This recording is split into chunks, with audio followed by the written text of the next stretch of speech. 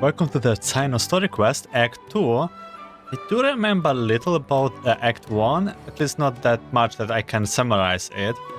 Like, there are still some memories. And maybe they are not even that important, and the Act 2 will start with something completely new. For example, this guy got introduced for the Act 2. Electrovision has an interesting playstyle. I kind of want to try him out if I reach D6 on him. Probably.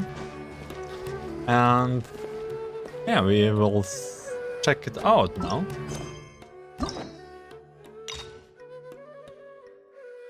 Oathkeeper. We haven't seen our Sumeru friends for a while now. Paimon wonders how they're doing. Let's go to Sumeru City and catch up with them.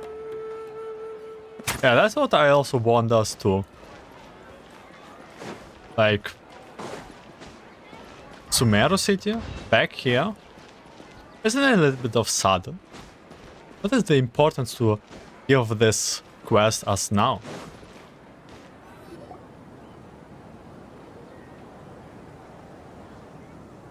Wow, the academia sure is busy during the day. But where should we go looking for people that we know? Traveler, Paimon. Cyno! It's been so long since we last saw you! It feels like it's been forever. You look like you have been keeping well. Welcome back to Sumeru City. I'm delighted to meet you again. So, what brings you back here? Oh, nothing in particular. Paimon just saw a really big mushroom out on the road the other day and suddenly missed all our friends in Sumeru. Funnily enough, we were reminiscing about you recently too. It was at a group dinner. I look forward to hearing about your travels. Something tells me we must have a lot to catch up on. Really? You were thinking of us too? What a coincidence! Indeed. Or as I call it, the biryani factor. I have no idea what he means. You really want me to say the rest? Okay. It's always rice to meet stew again. Oh, darn, he said it. I'm in the bed, Paimon. Time to pay up? You like that one, huh? You must if you remember it after all this time. Admit the truth. You have long been in awe of my razor-sharp wit. All right. Here's your 500 mora. Thanks, Cyno. Feels good to hit the jackpot. You're exaggerating. It's only 500 mora. Hey, 500 mora is still a lot of snacks to Paimon. All right. I'll treat you to some desserts later. Anyway, I'm actually investigating a case right now. My mind is focused on work, which is why I didn't complete the joke at first.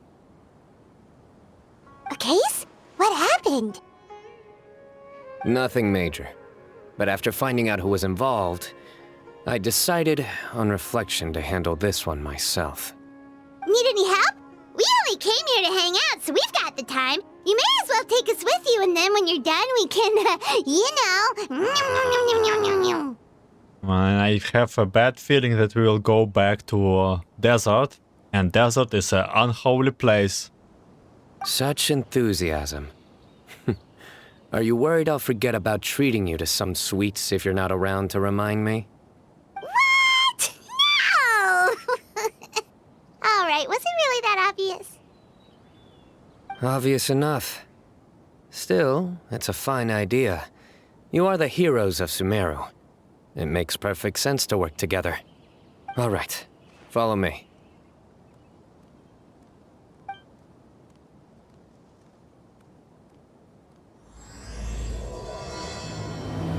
Act 2, Oathkeeper.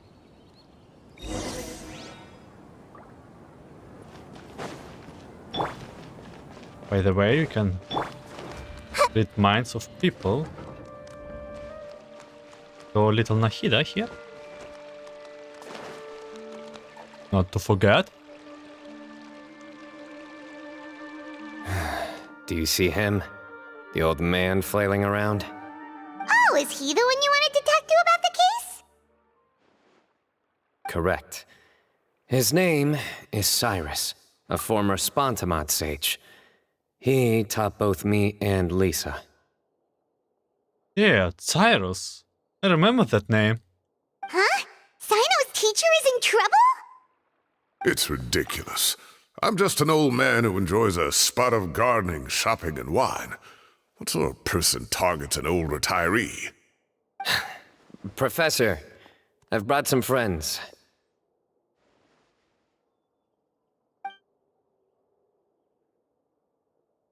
Ah, Cyno. Now who do we have here? Hold on, let me think. A flying fairy dressed in white? A youth who does not seem to hail from this land? My goodness. You must be the legendary traveler in Paimon. I've heard all about what you've done for Sumeru. Yep, you're right. The one and only. Wow, looks like we're really famous. I've told him about you before. You are my friends, after all. Good to meet you, sir. We are here to help Cyno. That's right. Let me summarize the situation. A couple of days ago, Professor Cyrus suddenly received a threat letter. A threat letter? Exactly. Who sends a threat letter to an old man like me, for goodness sake? This is the letter in question. Cyrus, I have uncovered your secret. If you wish to prevent it from going public, leave 10 million mora at the back door of the cafe. Secondly, don't come looking for me. You'll never find me. But I will always be watching you and all of your secrets. Finally, if you dare to report this to the Matra, there will be consequences. Wow, they sure didn't mince their words. Clearly, this person must be desperate for Mora. 10 million mora, what a joke. I'm just a single retiree with nothing to my name beyond the tomatoes in my garden. Where do people think I'm hiding 10 million mora, huh? In my tomatoes? There were no witnesses, so currently the letter is all we've got. So, Traveler, Paimon, let's put our heads together. Ready when you are. Paimon's ready too! All right, take a look. Do you see anything suspicious? Technically don't come. Finally, if you dare to report the consequences. There's a symbol. I cannot look at the back. I don't know. From Cyno's description, it sounds like the red letter did not come in an envelope. It was simply written on a crude piece of paper and left for Cyrus to find. The paper itself? Very good. The paper has a rather rough texture. It's not the typical kind you see in most books. Another thing is, some of these strokes look kind of blurry. Could there be an issue with the ink? Possibly. And I bet the paper has something to do with it. Most of the paper around here is much smoother than this, and the ink is absorbed quickly so it doesn't run. This paper, meanwhile, it's very coarse-grained, almost as if it's made from some sort of plant matter. It's certainly not the same paper as we use in the academia, but the ink is nothing special. Just regular black ink that gets a blue tinge when applied to paper. So do we think the culprit has a connection with the academia or not? Wait, check this out! Looks like this part got wet at some point. Agreed. The staining suggests it was a colored liquid, not plain water. It also looks like it was wiped off with a damp cloth. A colored liquid, so... tea? Wine? Looks like we're thinking along similar lines. Let's go talk to Arof. There are some things I'll need him to take care of.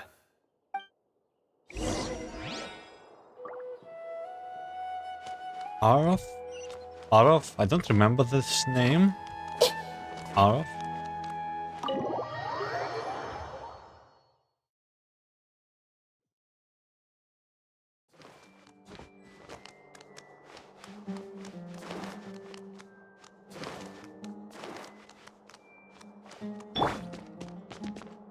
Yeah, Araf. What's your... Arav. Arav. Ah, there he is. Never mind. Mahamatra Cyno. Sir Cyrus. Ah, and the Traveler and Paimon. It's been a while.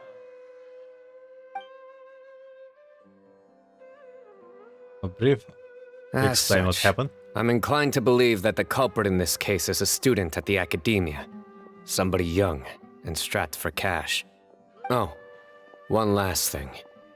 I'd start your investigation by taking a look at the cafes in the city. Oh, of course! You think the culprit spilled their coffee on the ladder, huh?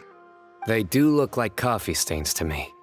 Also, if I'm not mistaken, the letter is written on a type of scented paper that has aromatics added during the manufacturing process.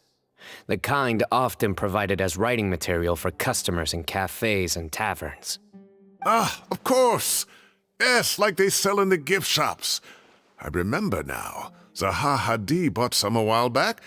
She said she was going to use it as wrapping paper for a vase. Understood. I'll assemble a team to investigate the points of interest immediately. You have my gratitude. One last thing. Send some Matra to guard the entrances and exits of Sumeru City. And change into plain clothes. Don't let them see you coming.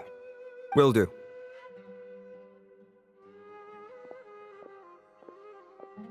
Great thinking, Cyno.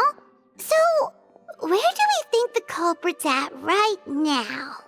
I doubt they would go back to the cafe. Yeah, they've probably been lying low at home waiting to see how Cyrus reacts. You're right, Paimon. Really? Which part? The culprit's approach. Whatever happens, they need this Mora. But just because they warned Professor Cyrus not to go to the Matra, doesn't mean they know what he'll do next. So, like you said, they need to wait and see. And crucially, the culprit said they'd be watching the professor's every move. Huh? Wait, are you saying... What? Whoa. Found you!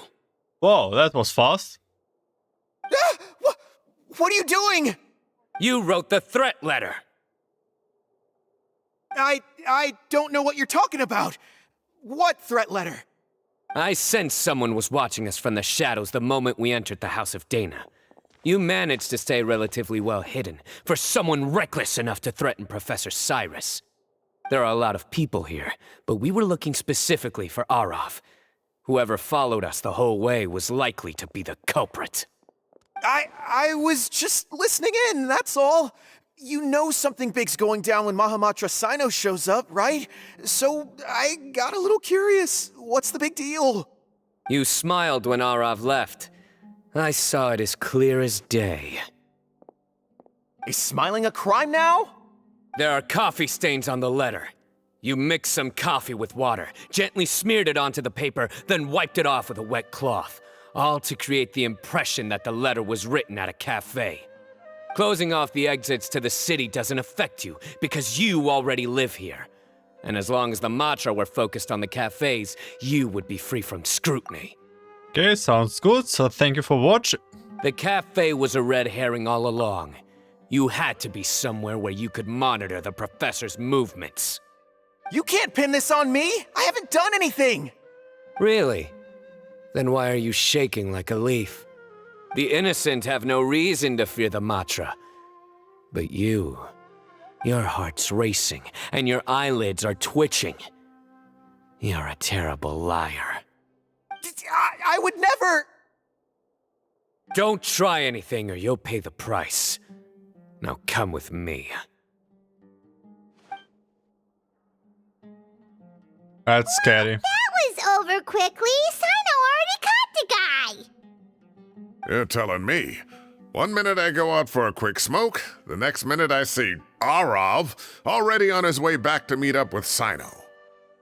Looked like a young guy, too. Couldn't have been much more than 30. But after what he's done, I'm afraid he's ruined his whole future. Everyone, it's all over. Gosh, that was so fast! The culprit's name is Uraka, a 16-year-old student in the Rite of Darshan. Huh? 16? Cyrus thought he looked 30-something! We checked his records.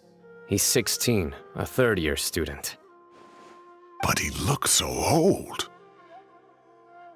Yeah, seriously! Foolish child. He's too young for the criminal life. What the devil drove him down this path? We questioned the culprit regarding his motives. Oh, just spit it out. Nothing can surprise me at this point. Very well. It's our understanding that Uraka is a mediocre student who has been underperforming in his classes. He started taking extra tutoring to improve his grades, but developed a gambling habit around the same time and lost a lot of mora. Down on his luck, he went to the tavern for a drink and overheard some people chatting about Sir Cyrus's comfortable retirement. They mentioned that he's always arguing about his tomato plants with some old woman on the street. Some old woman on the street? Goodness gracious, has that rascal attended a single one of his classes? That old woman is Kasharwar's very own professor, Zaha Hadi.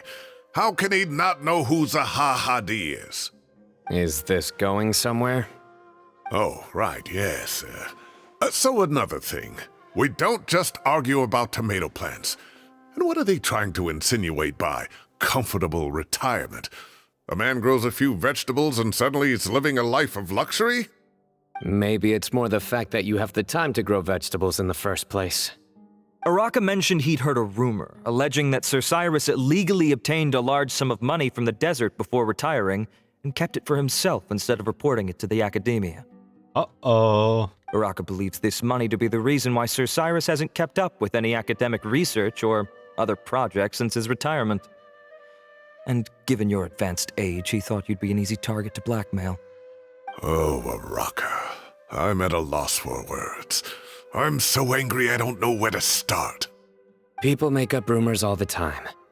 I am quite confident that Professor Cyrus has never embezzled a mora in his life. Arav, you'll have to find some excuse to interrogate Uraka again later.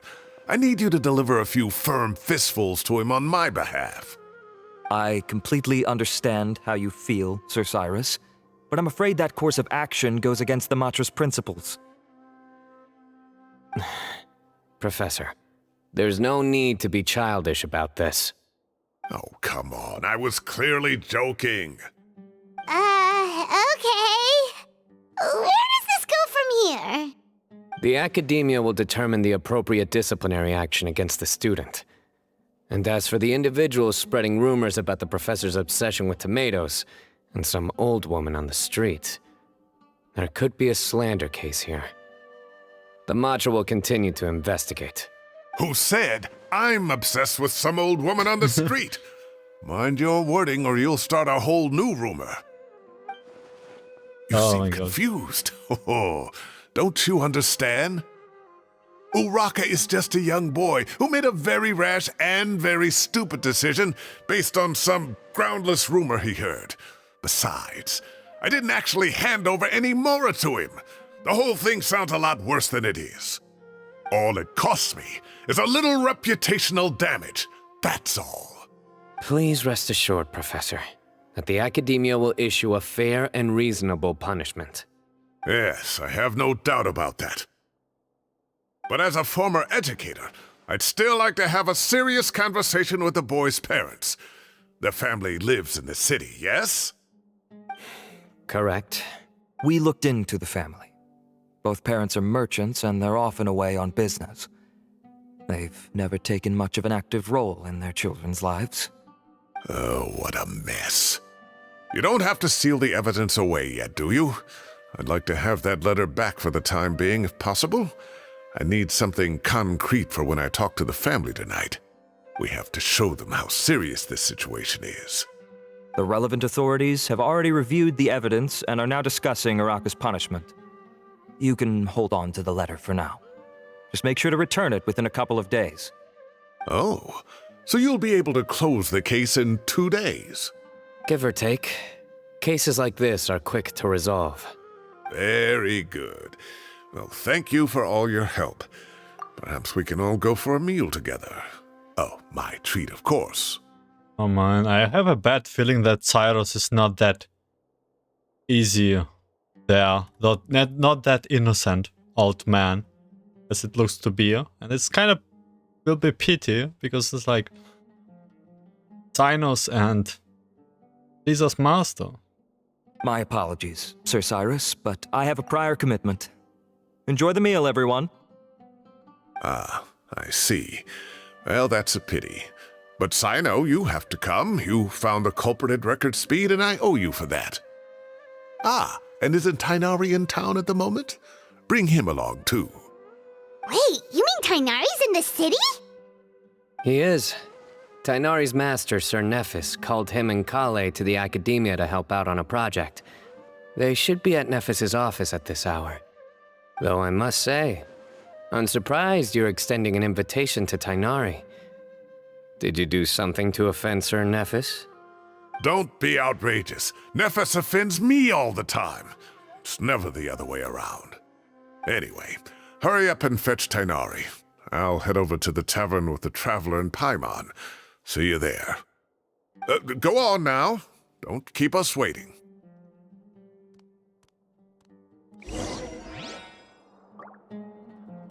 Second floor of the land. What? Of the tower.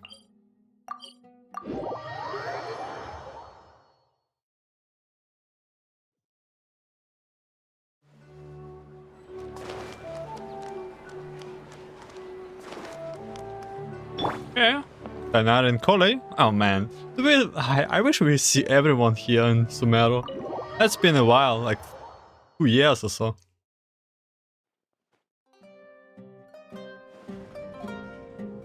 Not to brag, but we never had problems like this at Ritawa Hist back when I was still teaching.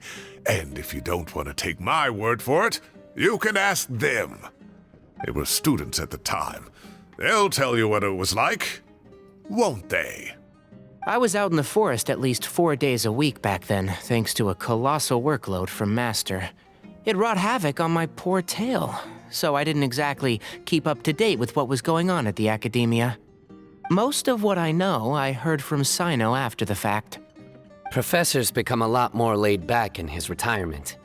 He used to be far stricter, and was especially known for being extremely principled. Wow. It's hard enough to stay true to your principles as a normal person. I can't imagine doing that as a sage.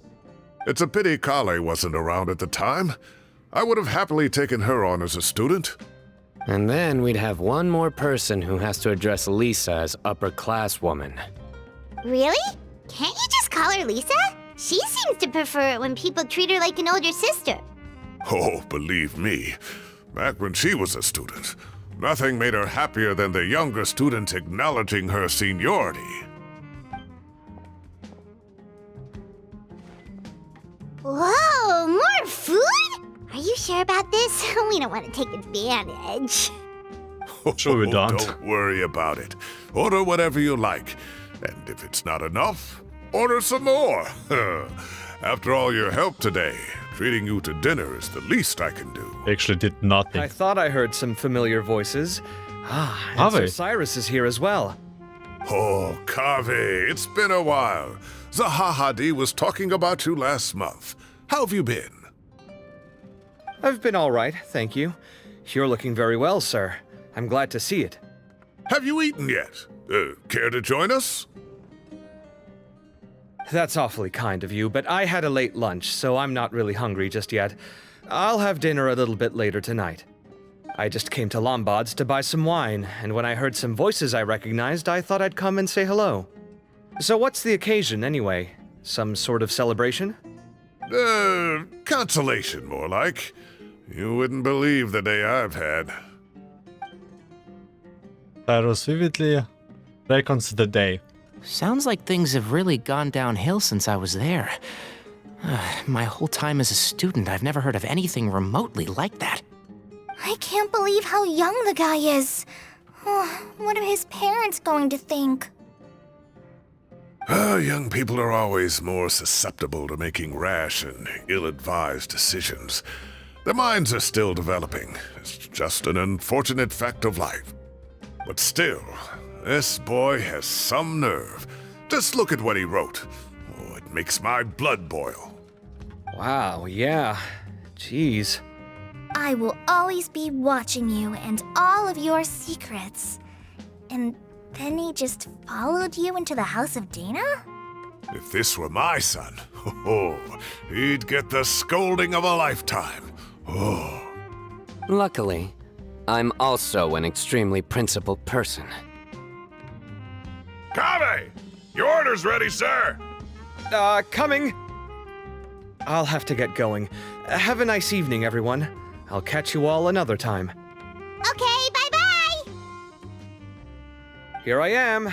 The coffee beans are in here too. Yep, it's all there. I ask myself, is Kaveh just cameo or will be more important here? I'll stop babbling away now. Let's eat before the food gets cold. You were all busy chatting that you almost forgot about the food. Luckily, it's still hot, and you enjoy a delicious celebratory meal after a crazy day.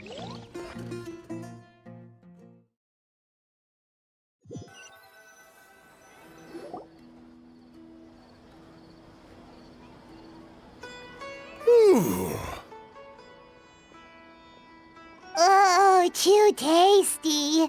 Paimon's belly is about to explode. Oh, mine too. I'll have to walk home to burn some of it off. Thanks for dinner, Sir Cyrus. Master Tainari and I will bring you some homemade herbal tea next time. It'll do wonders for your sleep. Well, I look forward to that. In fact, could I trouble you to bring a little extra for the other old folks on my street? I'll be the envy of the neighborhood. No problem at all. I'll pack some up and bring it over. Thank you for treating us. I'll see you all later. I better head home now and tend to the crops. Good night, Professor. Don't let those tomatoes keep you up too late. Hey, my tomatoes are serious business. I am not about to be beaten by Zaha Hadi. Anyway, I'll be leaving now. Don't stay up too late now, children. I bid you all a good night. Take care. Have a safe trip home. All right. Now, we finally have some us time. Yeah. What do you mean, us time?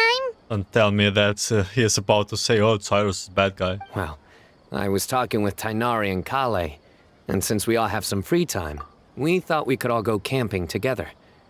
Think of it as our way of welcoming you back to Sumeru. Oh. Camping? Oh, that sounds fun. Paimon's in. Yeah, sounds really fun. Time to show off my tent pitching skills. Wait, no, that's my job. Take it away from me. Sorry. Why don't you and Paimon help out Master or Cyno? You don't have to play the hero when you're out with us.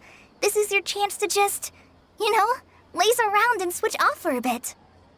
Everyone, let's meet tomorrow afternoon at the riverbank to the southeast of Gandharvaville. No need to bring anything. We've already packed everything for the trip. Just bring your delightful selves and prepare to have some fun. You got it! We'll be there! Great. Then we'll see you tomorrow. Oh, that sounds very awesome. Wait until the next day at 40.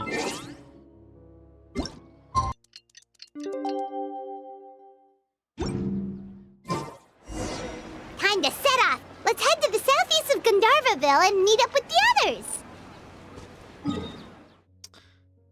Go.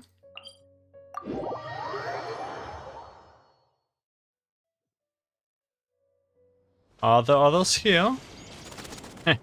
Yeah, this time. Steal all your secrets. Yeah. My supervision.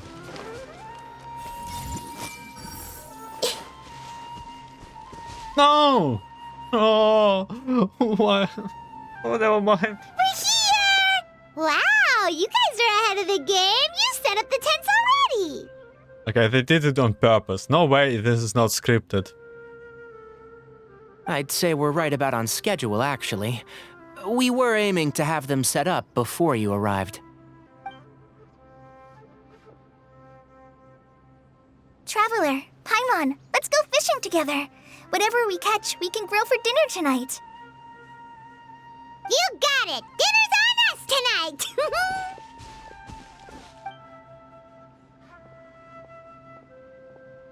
I hope I can contribute too.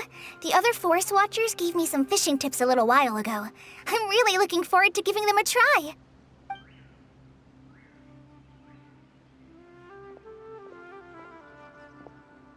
I saw some very appetizing mushrooms in the area, so I gathered a few for us. I'll leave them here along with some fresh fruit.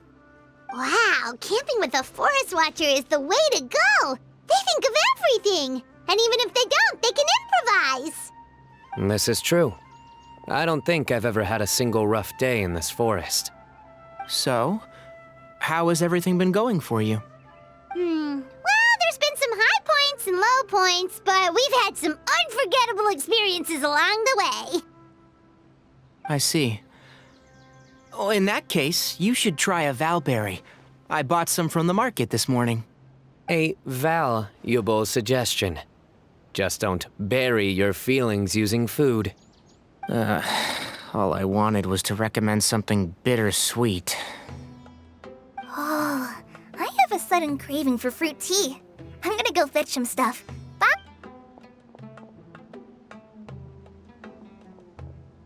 She sure made a run for it. Made a run for it.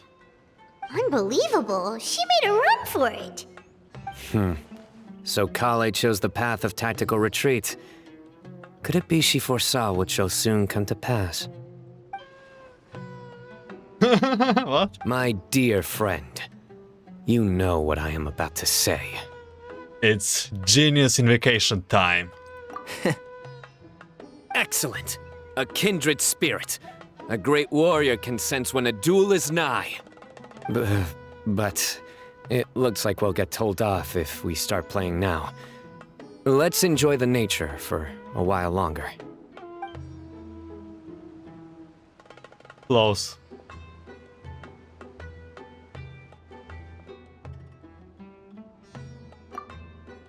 Birds shipping away.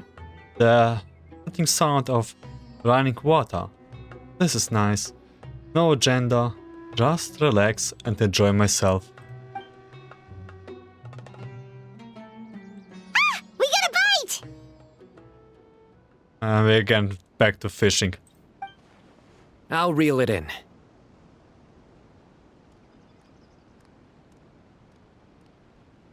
Firewood, spices, snacks, and drinks. Everything's ready. Once Kale gets back, we can light up the fire and start grilling.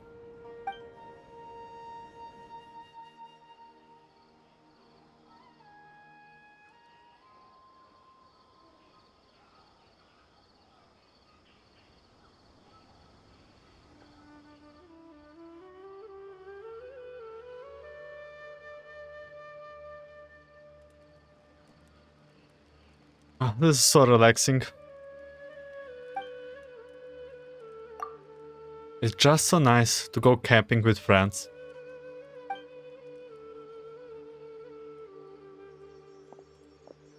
There are 3 tents. Which one do you two want to take? How about the one on the left? Whatever Paimon says. Well, Paimon just thinks the ambiance here is a little better. True. But it's also the closest to the water. If there are any sleepwalking fungi around tonight, they might stumble into your tent. Well, that's no good. Take my weapon. You can use it to bar the entrance. Anyone would think you were sealing the gates to King Deshret's mausoleum. Excellent. Then this tent will be an impenetrable fortress. I'm back! How's your appetites? Ready for the barbecue? Always.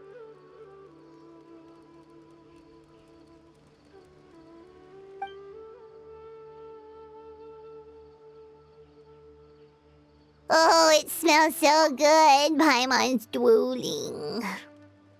Someone sure is desperate to eat. I think it's time to add the seasoning. How do you like your skewers? Well done? Medium? Rare? Wait, what? Isn't that just for steaks?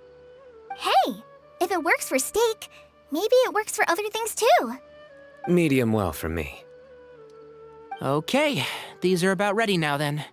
It'll be a few more minutes for anyone who wants theirs well done. Well, I'm gonna dig in. Everyone wolves down the delicious food. Oh, that was so delicious. If Paimon's stomach had space, she'd eat 3 more skewers. I ate a lot too. Here comes the food coma. If you're tired, then go rest. You must be getting sleepy too, Paimon. Why don't you guys head to your tents? Cyno and I will clean up. Tonight I show you mercy. Our sacred duel will take place another day.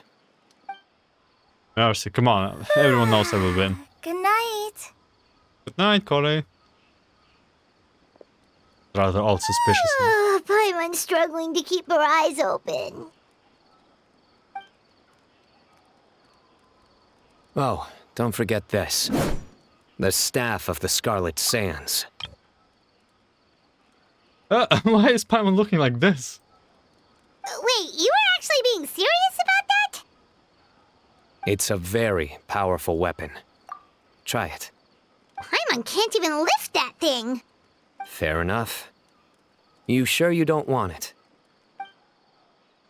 Yeah, Paimon's sure. We'll be fine. And even if we do get an uninvited guest in the night, Paimon will be here to take care of the traveler. Yeah, I will take the weapon. Cyno, you know what? Let's not forget, I have my own trusty sword. The divine artifact, slayer of countless wild monsters. Dull blade. That reminds me of a parting king of invocations. I'll tell you about it tomorrow. But right now, it's time to rest. Sleep well and sweet dreams.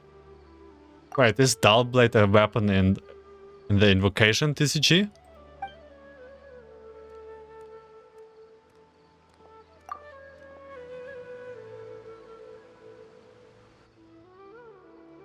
This camping trip has really relaxed me. I'm gonna sleep like a baby tonight.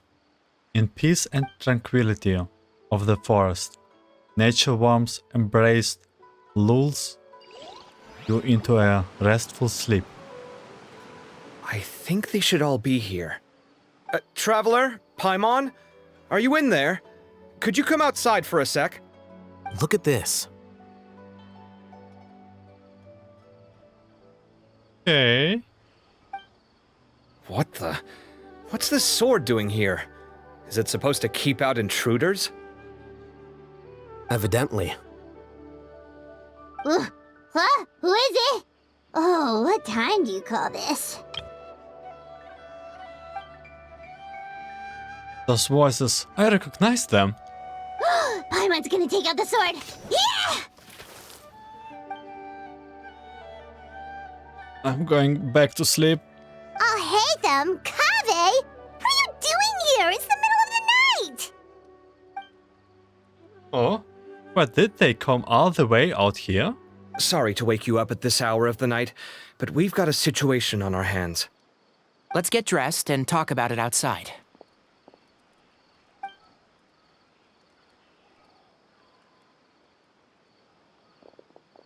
Where's Cyno? Something has come up. And since it pertains to Cyrus and Cyno, I deemed it essential to inform you all. Whoa, back up. Let's start from the beginning.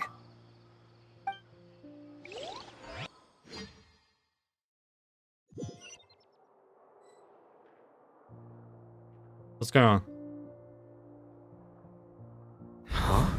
Where'd the wine cups go? I could have sworn I left them here after I washed them. Ah, there they are. I'll have a cup too. Can you see if the cookies are still on the table?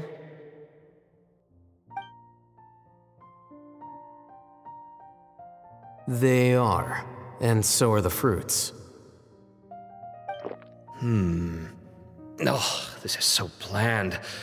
I should have gotten a few bottles of what Cyno's group was drinking last night. Do tell. What were they drinking? Oh, right, I forgot to mention. So, I ran into Cyrus yesterday evening when I went to the tavern to pick up some things. He was hosting a dinner for Cyno, Tighnari, Kale, and the Traveler and Paimon. Anyway, they got a bottle of Lombard's new vintage for the table. At least, I think that's what it was. It looked pretty good. Sounds like they're all tangled up in this. You know what it's about, right? 16-year-old kid tried to extort Cyrus. He was asking for 10 million mora. I heard some people talking about it on the streets, yes. Didn't take them long to catch the culprit. The sages are probably dealing with the case by now. I wonder what Sir Nephis and the others will make of it. Oh, Cyrus showed me the extortion letter, too. It was crudely written, but the paper had this beautiful pattern on it that I've never seen before. Really caught my eye. Give me a sec, I'll sketch it out for you.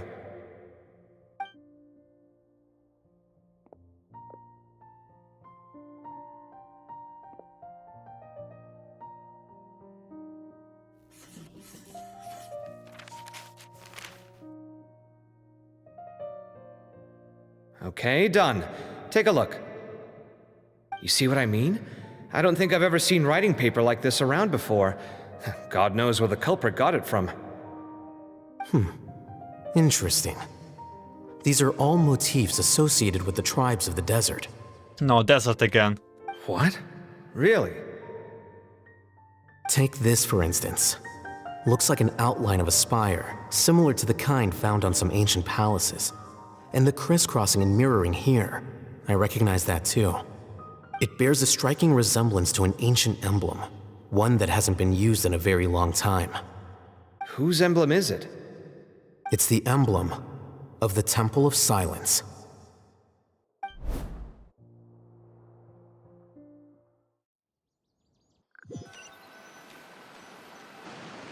After discussing it with each other, we both agreed that something didn't feel right, so we went looking for you.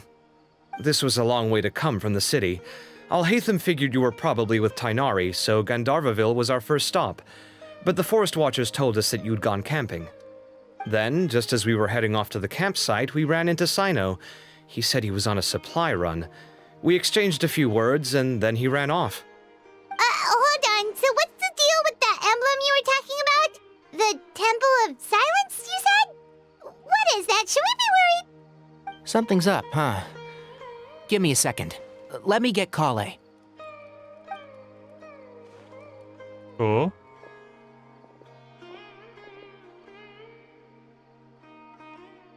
So you've never heard of the Temple of Silence? Well, to put it simply, it's an organization that has existed in Sumeru for over 1,000 years. These days, you can find a Temple of Silence office in the academia. Theoretically, it's responsible for the custody and disposal of information and documents not fit for public dissemination. At least, that's what they tell the outside world. In truth, it's essentially a vestigial institution nowadays. There's an office with their name on it, but it's functionally obsolete.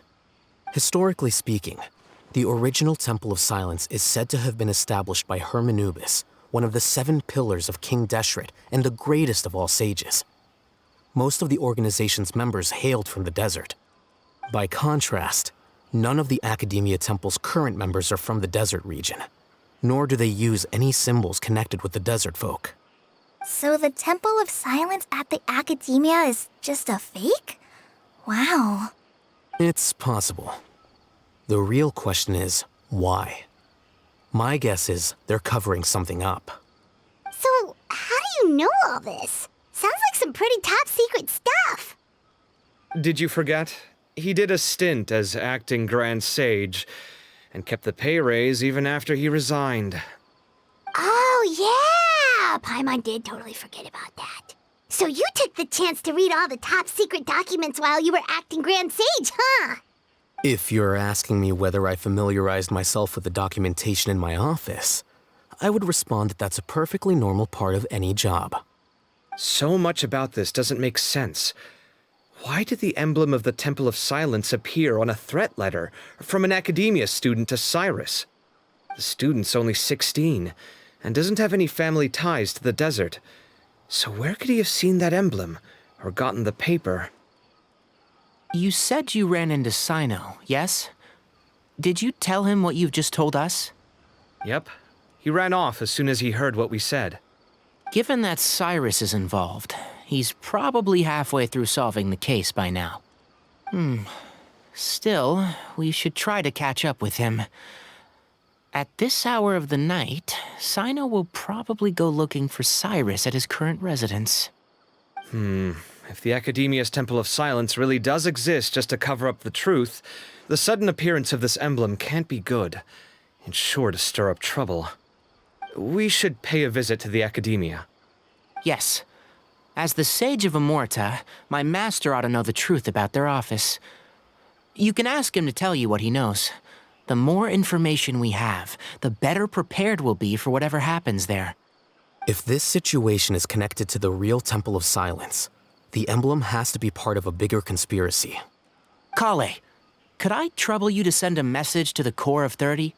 Tell them to keep an eye out for Cyno and Cyrus. Traveler, Paimon, you two come with me. We'll go after Cyno. Sounds like a plan. Let's go. Cyrus has been living in the city lately. He rented a place near the field so he can keep an eye on his tomato plants. Then let's go look for him there. Okay, let's go back to Cyrus.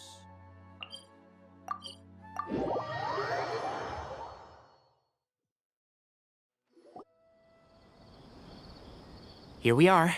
This is the place. We might be too late. Looks like nobody's home. Oh, Cyno moves fast. If he was here, he's probably long gone by now. I know that voice. Is that Tainari I hear? Ah! Professor Zahahadi! Wow, so it really is you. My goodness, whatever is going on tonight? We're looking for Cyno. So, he's already been here. Yes, not long ago, in fact. He knocked on my door and asked if I'd seen Cyrus today at all. I told him the old fool left early this morning, and I hadn't heard him come back. So we went to his place, and would you believe it? He's gone. Goodness knows where to. It must have alarmed Cyno, because he took off in an awful hurry after that. He never did explain what this was all about. How serious is it? Well, if Cyrus isn't at home... Oh, it sure doesn't sound good. Professor, did you hear that a student recently tried to extort Cyrus?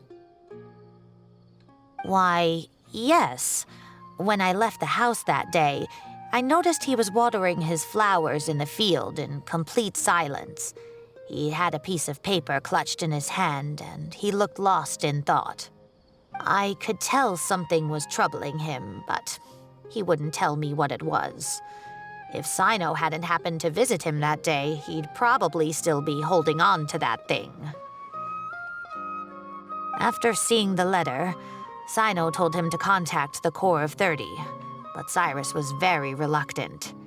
He claimed it would only damage his reputation. Eventually, he relented, after much persuasion from Cyno. Huh? Cyrus didn't want to report it? Well, that's strange. When we saw him, he seemed pretty okay with the idea of the kid getting his just desserts. As a former sage, it's possible Cyrus still has enemies at the Academia. That's why Cyno was so insistent that he report the matter to the authorities. I was there while they were going back and forth over it. So Cyrus initially hoped to stop this from going public. But why?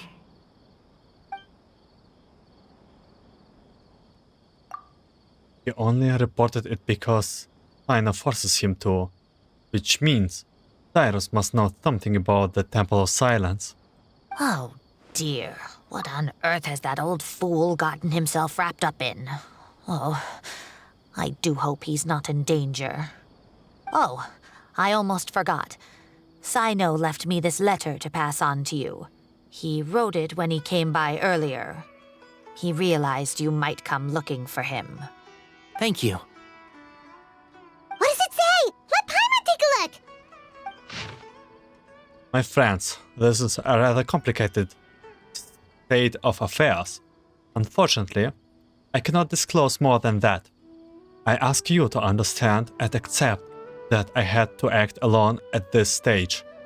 Don't come after me. Well, we cannot read. My friends, this is a rather complicated state of affair. Unfortunately, I cannot disclose more than that. I ask you to understand and accept that I had to act alone at this stage. Don't come after me. Thank you, Paimon. Yep, that sounds like Cyno. Thank you, Professor. Please do not worry. We will do all we can to protect both Cyno and Cyrus. Traveler, Paimon, let's head to the Academia and regroup. Oh. Doggy. Committed to memory. Yeah. We can read into the image of this. I see everything. Oh, Cyrus, you've given me a real fright this time. This old lady. I can't believe this is happening to Cyrus of all people. How does a man of his age end up at the center of all this fuss? He always seemed so carefree. Cyno and his friends visit him on a regular basis, and there's never any drama. I honestly thought he lived a worry-free life. We've had our quarrels, but it's always over the silliest little things. Now he's in real trouble. I just wish there was some way I could help. And, what about our tomato growing contest? He has to see it through. His plants are doing so well, but they need their gardener to come back safe and sound. Huh. Okay. Turn to the Academia.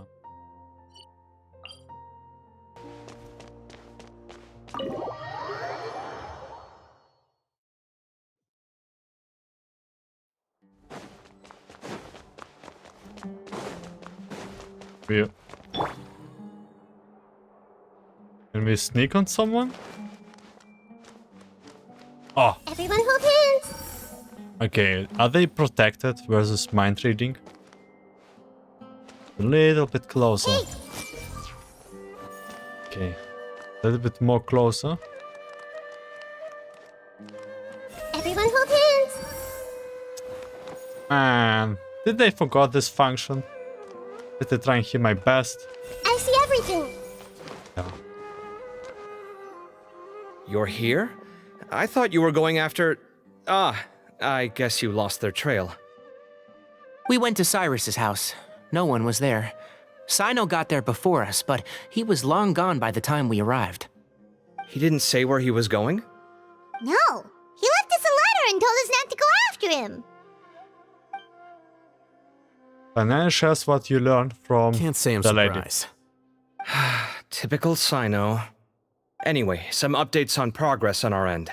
I drew the emblem from memory again, but in more detail this time. Dude, it's even better than the original. I checked some ancient texts for a similar design. The one I found was a little blurry, but the similarities in the general form and certain details were clear enough to confirm a match. Yeah, and we're lucky we found anything at all. It turns out the emblem was all but lost to history. We scoured the entire Academia collection, and that book was the only one with a record of the motif. Meanwhile, Arav managed to get Uraka to disclose his source. The one who told him about Cyrus's embezzled funds was a young man from the desert. According to Uraka, he had a striking presence and was well educated. Apparently, the two met in the tavern over a game of cards. The guy claimed to be in the city for business as part of a merchant caravan. Uraka was intrigued when he heard what his new acquaintance had to say, and brought up the idea of extorting Cyrus for Mora. The guy encouraged him to go ahead with it, then handed him some pen and paper to write the letter. I see. So it could be that this person planted the paper intentionally.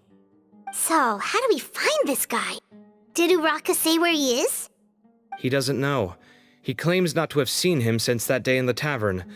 The man gave him some tips on how to carry out the extortion, but from then on, Uraka was acting alone.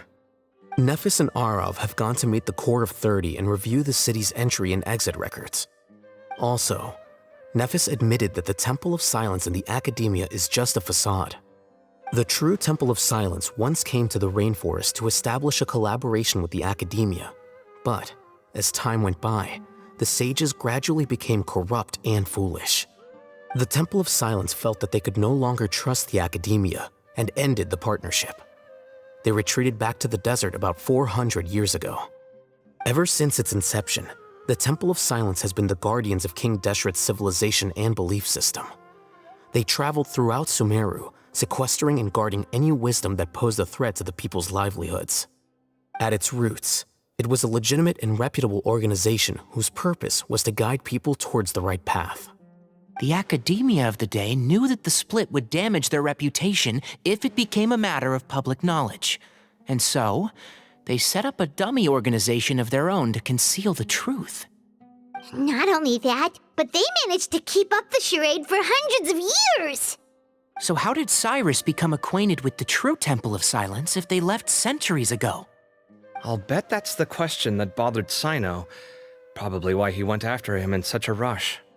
Whoever is behind this, getting Uraka to extort Cyrus was only the first step of the plan.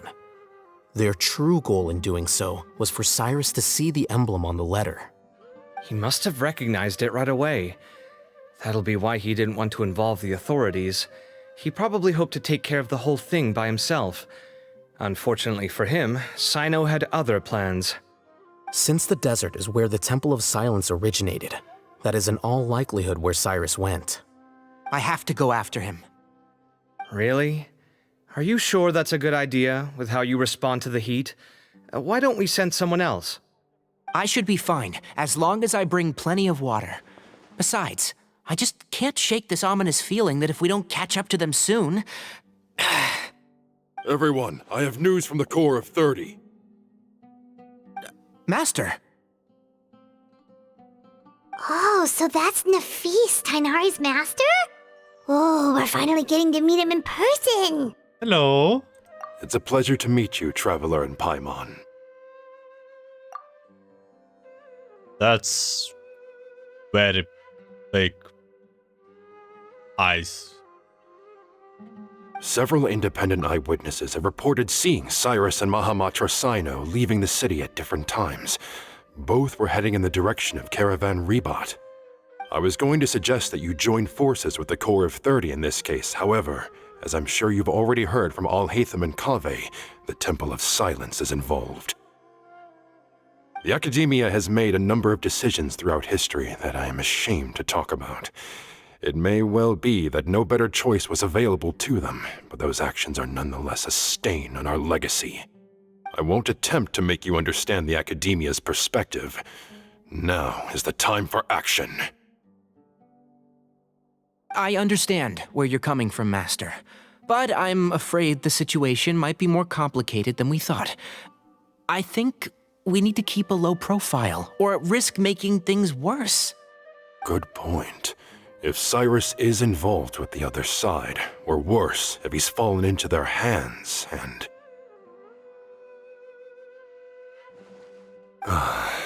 Everyone, we have to get Cyrus and Cyno back safely. We cannot afford to lose them. Need our help? Whatever you need, we got you covered. Really? Wonderful. You have my most sincere gratitude. Arav and I will continue to follow up on the lead from Uraka. Kaveh, Scribe Alhaitham, I'd like to ask you to cover the duties of the House of Dana. Tainari, you are planning to go into the desert, correct? I am. Kaveh, I'll be okay. You stay behind to help Master and Alhaitham. Well, if you're sure... Okay. But be careful. Thank you all. Arav, let's go. You'd better get moving. Don't forget to ask for help when you need it. Will That'll do. Let's go, Tighnari. Hopefully we can catch up with Cyno before it's too late. Knowing him, he's probably covered a fair distance already, but we still have a shot. Let's take it.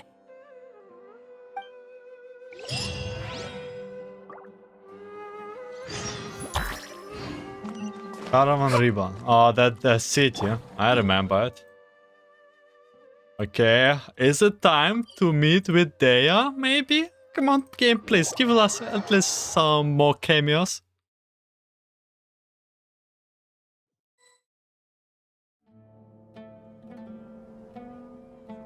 Okay, we made it to Caravan Ribat. Where should we go next? With Dea. Maybe we should ask the nearby guards if they've seen anything. Or ask Dea. Hold on. Look over there. It's Dea. It's Dea and Candace. Oh, yeah. Are you sure you want to brave the desert alone? I mean, it's your choice at the end of the day, but still. It's not my first time. I'll be fine. Cyno. And Candace. If you're really going to go through with this, then at least take our advice. When you're packing for your trip, budget for 5 days more than you plan to spend out there. Ah, I miss those two. Makes sense. Okay, I'll go get ready. Thought we might find you here. You're trying to retrace Cyrus's steps, aren't you? Didn't I tell you not to come after me? I thought I had a good lead on you. Well, sorry, but we never agreed to that. Why would you go off on your own like this? Yeah, we're bad at reading. Nothing personal. It's just a complex situation. And I'd rather not involve anyone else if I can help it. Takes a special kind of person to get Cyno chasing them all the way out to Caravan Ribat. But why so coy today, huh? You only gave us his age and description. Why can't you reveal his name? Is he Sumeru's most wanted or something? Oh, also, hey guys, it's been a while. Dia and Candace! So nice to see you.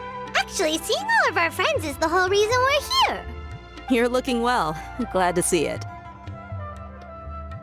Thank you. Candace and I came to Caravan Ribat on business. We ran into Cyno as he was asking about some elderly gentleman's whereabouts. Some people say they saw him. Guess he stood out as an older guy heading into the desert alone with just a sumpter beast in tow and very few supplies. That's gotta be one heck of a story there. Cyno, it's okay if you can't tell us anything about the case, but let us know how we can support you. We're here to help however you need. The more people we have working on this, the quicker we'll be able to find the person you seek. No, it's not that simple. If I'm right, he'll be doing everything he can to avoid us. We spoke with Zaha Hadid. From what she said, it's pretty clear that he wants to try and solve this on his own. It won't be easy trying to find him in the desert when he's deliberately trying to cover his tracks. Sounds like this is far more complex than we imagined. Still, if he started from Caravan Ribat, the chances are that his route took him past our village. You may as well ask if anyone there has seen him. My thanks to you both. Once this is resolved, I will find a way to repay you. Come on. No need to get all serious. Just buy a round of drinks next time we're all in the city or something. That's a deal. All right, so, you all set? Yes, we'll handle it from here. Thank you again for your help. I don't take it for granted. All right, then we'll leave you to it. Just remember, if you change your mind and need some reinforcements, we'll be here.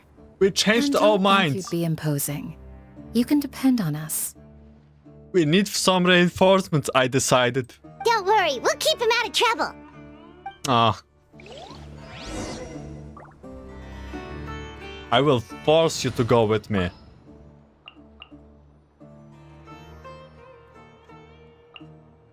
Yeah. Bang. What's wrong? Are you in danger? Cyno should count himself lucky that the Traveler and Tighnari got here when they did. What was he thinking, trying to play the lone hero?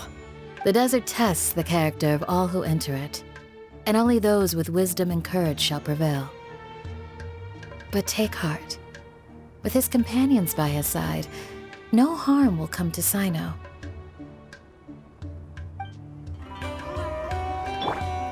Whatever they're getting themselves into, I just hope it isn't too dangerous.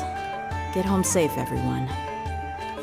Gods above, I pray that you will see the goodness in their hearts and give them your protection.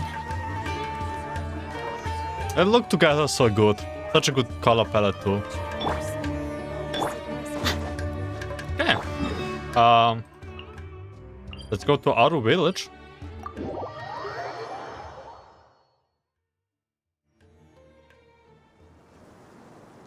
Hold on.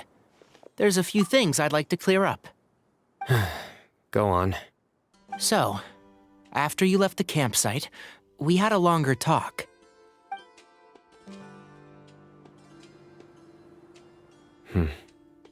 Clearly, we've only scratched the surface of the Temple of Silence question. It doesn't surprise me at all that the one in the Academia is a fake.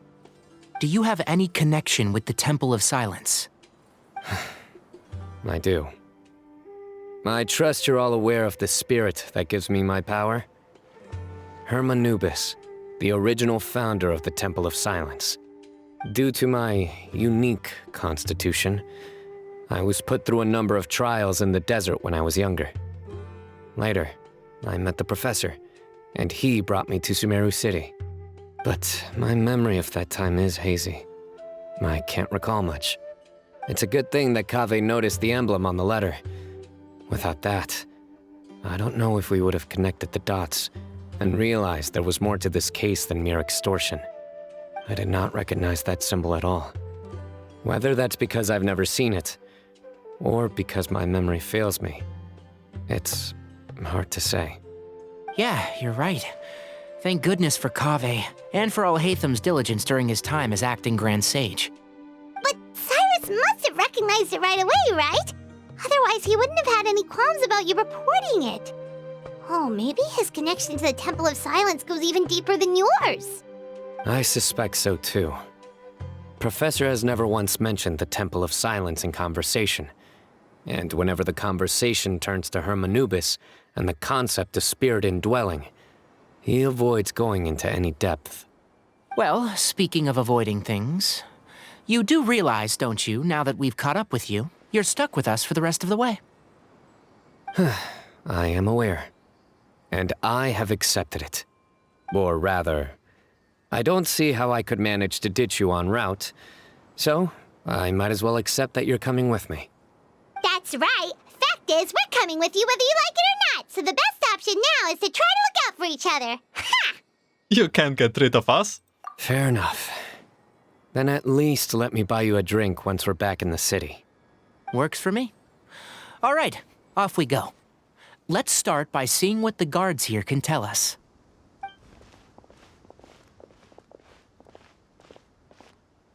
Hello. Mahamatra Cyno?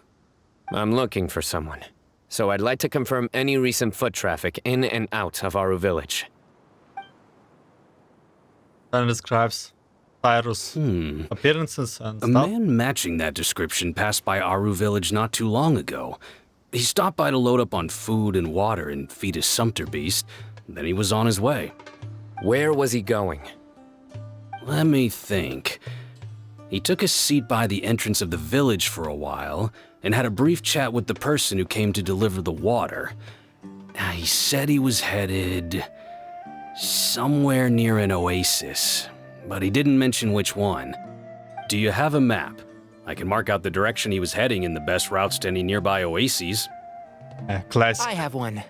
Mark away. Classic mark on the map.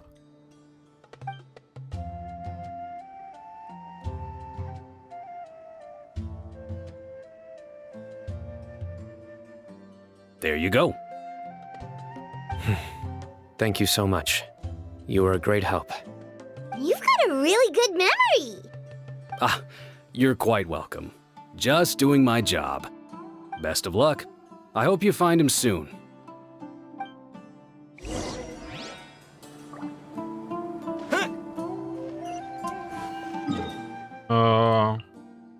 Yeah, okay. back in desert. The most cruel and dark open world quests. God.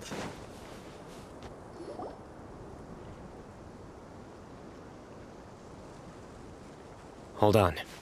I see some people over there. Do you think it's safe to ask them what they know? Should be. I'll go. No. I'll do it. Huh? Why can't Cyno go talk to them? What difference does it make? Given my background, appearance, and the way I dress, I might not be the most welcome visitor here. Just in case, it's probably better to let a more neutral party handle things.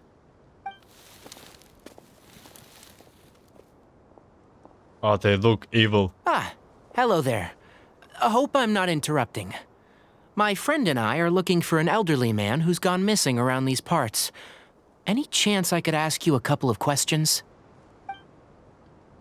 Oh, a missing person, huh? Sure. What do you want to know? I'm just wondering if you've seen him. Let me give you the details.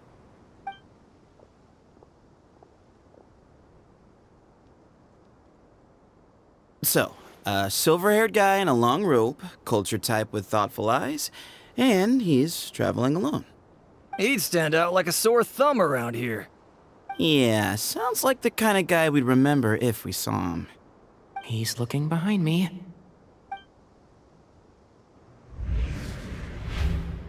Uh-oh. That guy's looking our way. Your friend over there stands out a lot, too.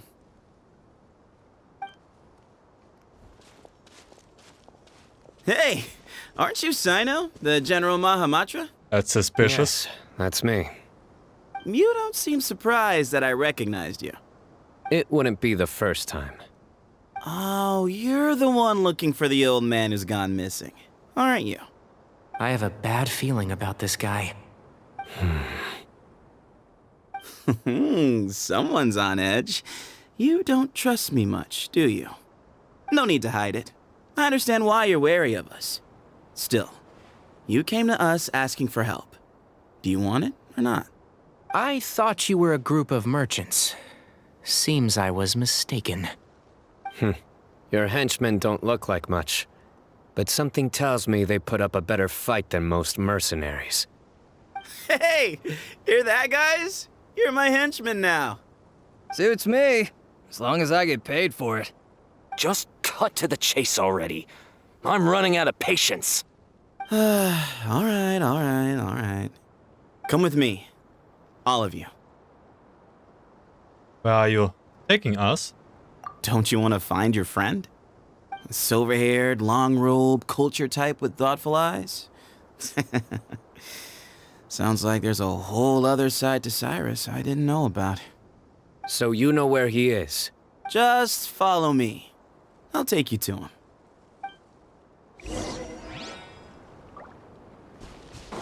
Mysterious person. Ah. Hey! No thoughts. Clever.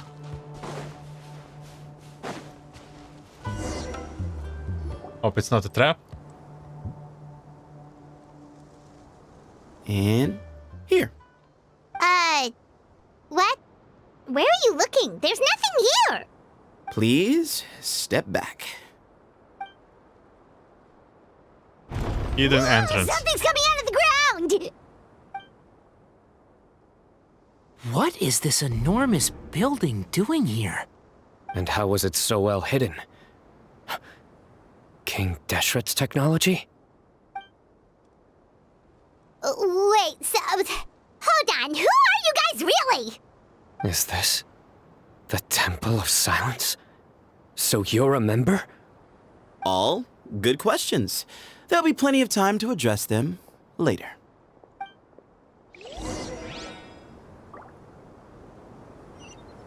Mysterious guy and now enter the mysterious area? Oh my god. Okay.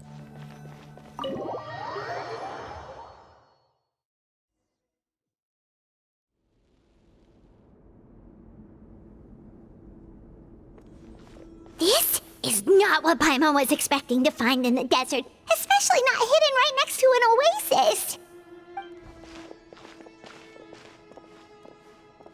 Ooh, Paimon's scared.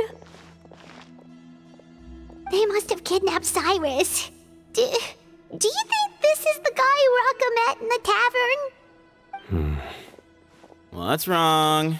Thinking about your professor? I just hope for your sake you haven't done anything you might regret. Me too. I hope I haven't done anything to incur your wrath.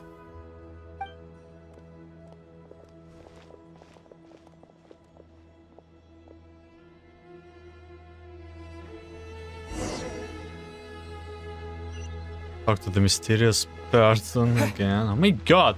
This is too huge for this mountain.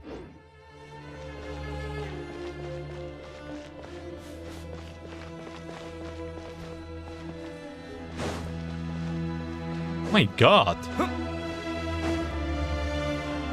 That's like one of the largest temples ever!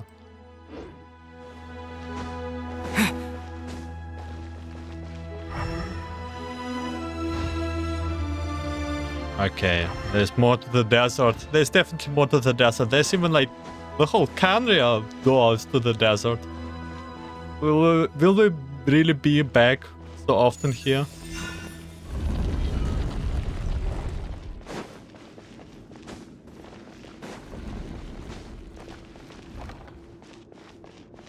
Hello?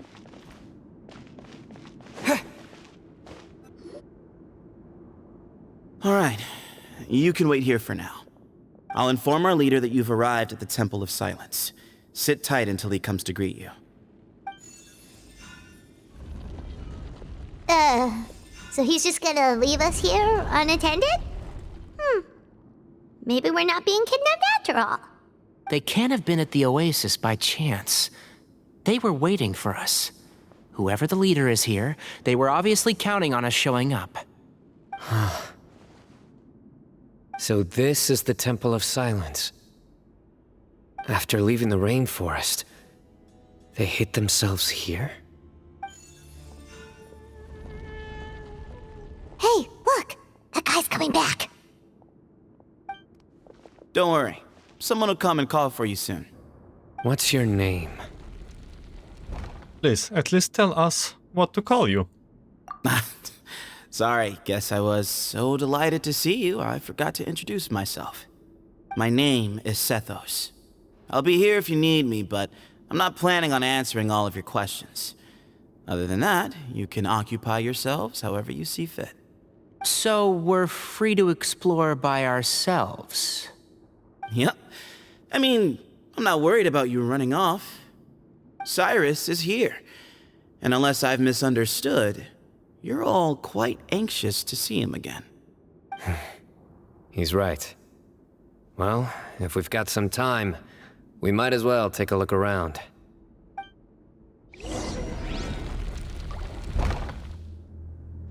Wait for a bit and talk to everyone. First, the suspicious person. Hey, Sethos! Have you got some time to chat? Sure. Although, I'm assuming by chat, you mean you have questions for me? I don't blame you. Anyone else would. So you get a lot of people asking your questions? Not often. The Temple of Silence is a place of quiet and solitude.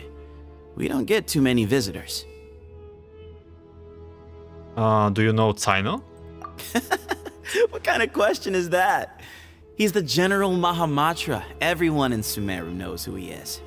Right, but back at the Oasis, you can't have known who he was for sure, or you wouldn't have asked him. So, what we're really asking is, have you never seen him in person before? I've lived in the desert my whole life. Guess you could say I've never had the pleasure. Ugh, why does Paimon feel like this guy's not being straight with us? Come on, we've only just met. If I give you all the answers up front, you'll have nothing left to look forward to. You were the one who tricked Uraka, right? Yes, that was me. Although, tricked is a stretch. He was asking everyone in the tavern about ways to make some easy money. He insisted that nothing was off the table, even if it broke the law. So, I told him that Cyrus had embezzled a large sum of mora from the desert. So you framed Cyrus for a crime that he did not commit? No. That's not entirely true. Let me jog your memory. The letter just said that he had uncovered Cyrus's secret. It didn't say what secret that was. Did you tell him to use that wording? Of course. Uraka was a great accomplice, really. Very cooperative with a little bit of wine in him. Did exactly what he was told. And not much of an original thinker, though. It doesn't surprise me that he struggles academically. Why did Cyrus leave for the desert as soon as he received the letter? You'll have to ask him that one yourself. Certain things I can't answer for him. I'm neither judging nor defending him. All you need to know is that he recognized our emblem, and it was his own choice to take the bait.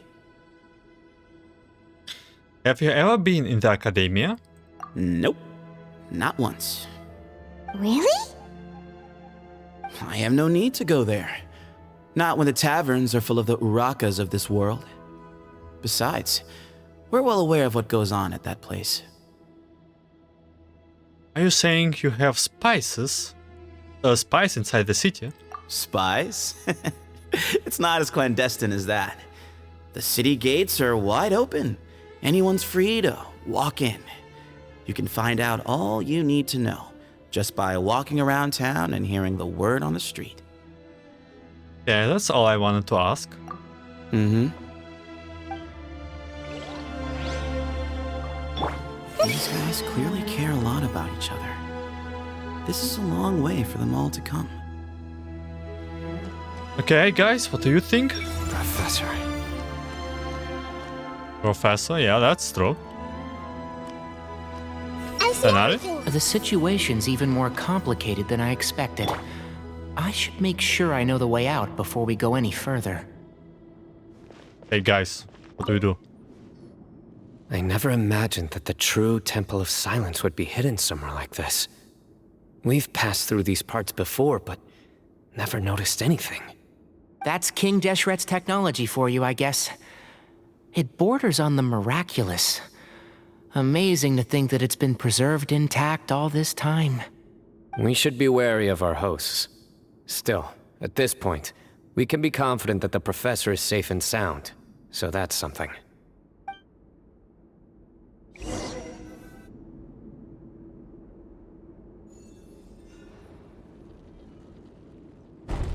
Ah, here he is.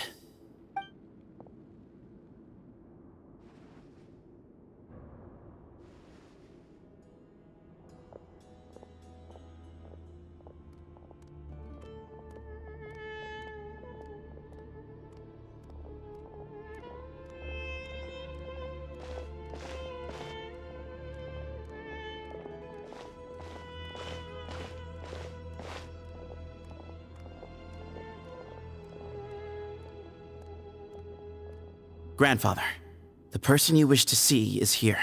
Grandfather? Well done, Sethos. Greetings, one and all. I am Ba Moon, the current leader of the Temple of Silence. I know why you are here, and I thank you for your patience. Bring him out.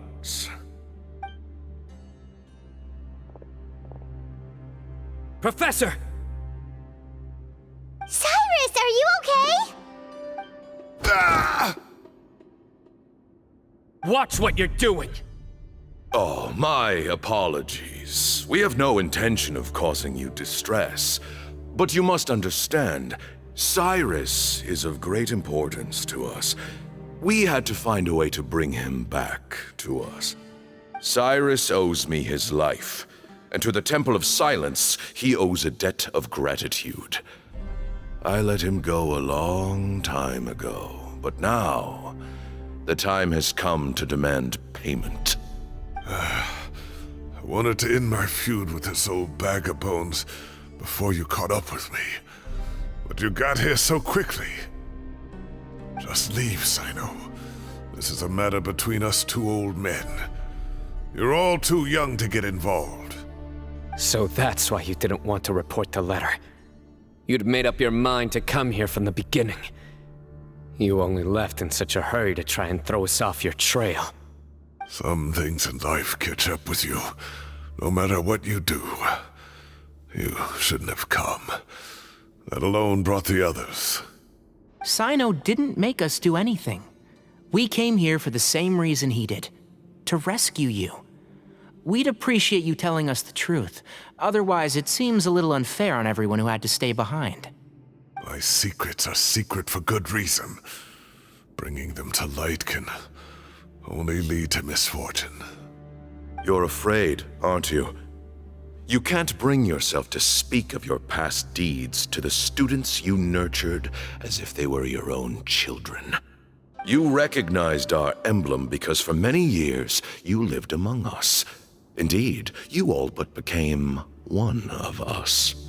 You knew as soon as you saw the letter that we, not Uraka, were the ones speaking to you. It threatened you only because you know what you did.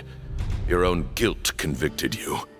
For you, Cyrus, are a traitor.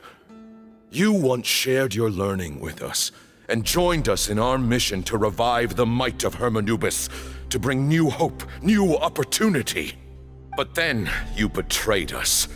You bargained for your independence with your past contributions. And then you left, taking with you Hermanubis' might and the wielder of his power. We both know what I said to you that day. That as the leader, I grant you permission to leave, but that one day, the sands of time will catch up with you. And when that day comes, you must pay the price you owe.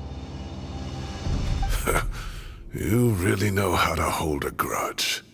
Hermanubis' might? And the wielder of his power? Does he mean you? Professor, anything to say? The moon is right. I came here once before. He rescued me from the brink of death once, many years ago in the desert. When he learned that I was a scholar, he invited me to come here and revive the might of Hermanubis together. It was a great, daring plan, and one shrouded in secrecy. The Temple of Silence had been bereft of Hermanubis for too long. The strength of its faith and its warriors were waning. Bamoon proposed that we implant bar fragments, shards of Hermanubis, into the bodies of suitable vessels. If the experiment was successful, the spirit of Hermanubis would then dwell within the vessel. Many believers volunteered themselves for the experiment. But we soon discovered that the bodies of grown adults could not withstand Hermanubis' power. In the end, Bamoon offered his own adoptive grandson. One other child was identified as a suitable vessel, and his parents agreed to release him into our custody in exchange for a small fortune. These two children were our only hope for hosting Hermanubis' power. For many years, the Temple of Silence had been in possession of 2 Ba fragments from Hermanubis. As remnants of his raw power, they were exceedingly rare treasures. The test subjects were sent into a room that had been prepared for the ceremony and instructed to approach the Ba fragments, whose power had been amplified. If, after some time, this power did not repel them, this would mean that they were suitable vessels. The original plan was for a 3-stage experiment: resonance, implantation, and recovery and observation. The resonance stage went quite smoothly for both candidates. As the 2nd stage began, I realized a decision had to be made. Should we implant the fragments one at a time, This would allow us to monitor the results after the first round and adjust our plan accordingly. Or alternatively, we could implant each fragment in a different vessel at the same time and compare their effects. But as I was deliberating, both Ba fragments suddenly became active. They glowed with a light we had never seen before. I knew that if they were not implanted right away, they would disintegrate and be gone from the world for good. Our two vessels had both displayed great promise by successfully resonating with the fragments.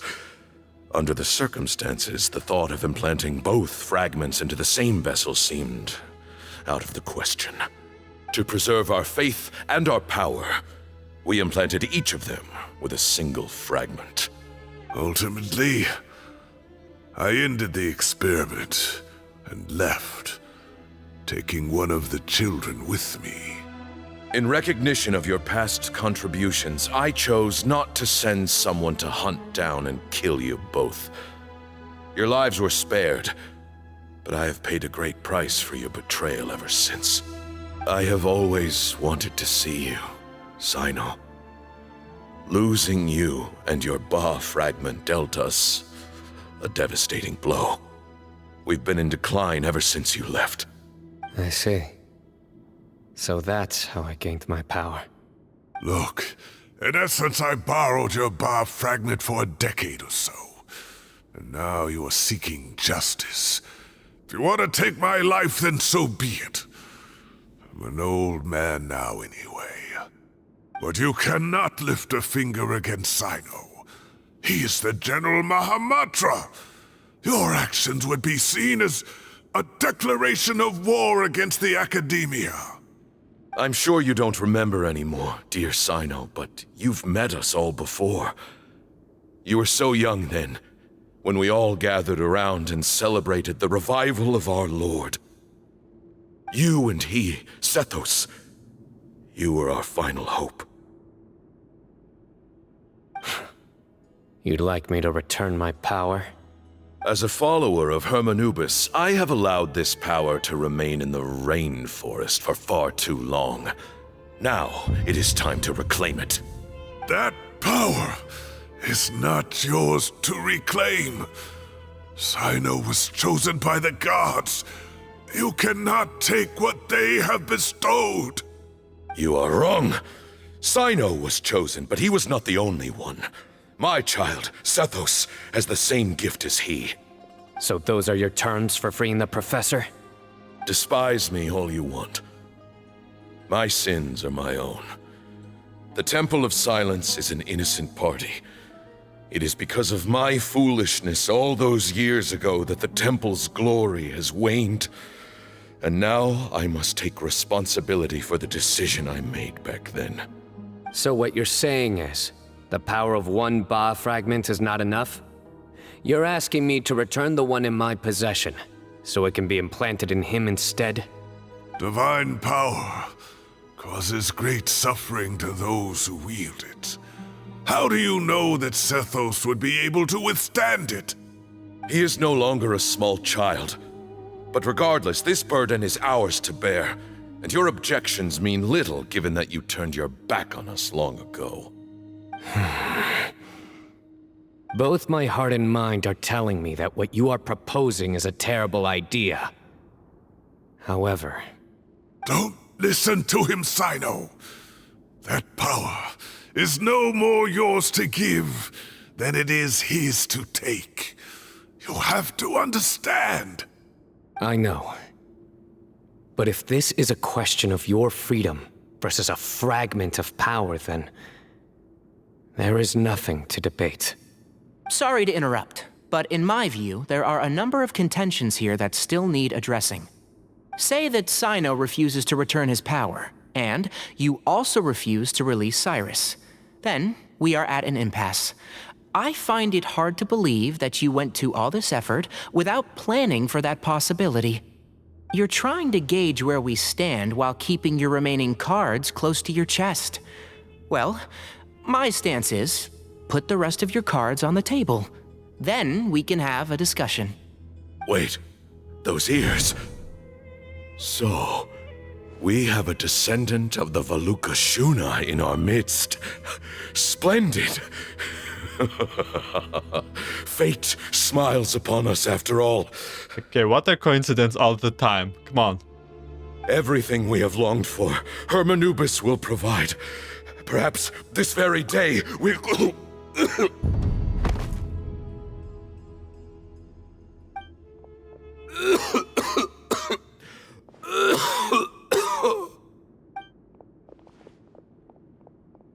Why is he coughing so much?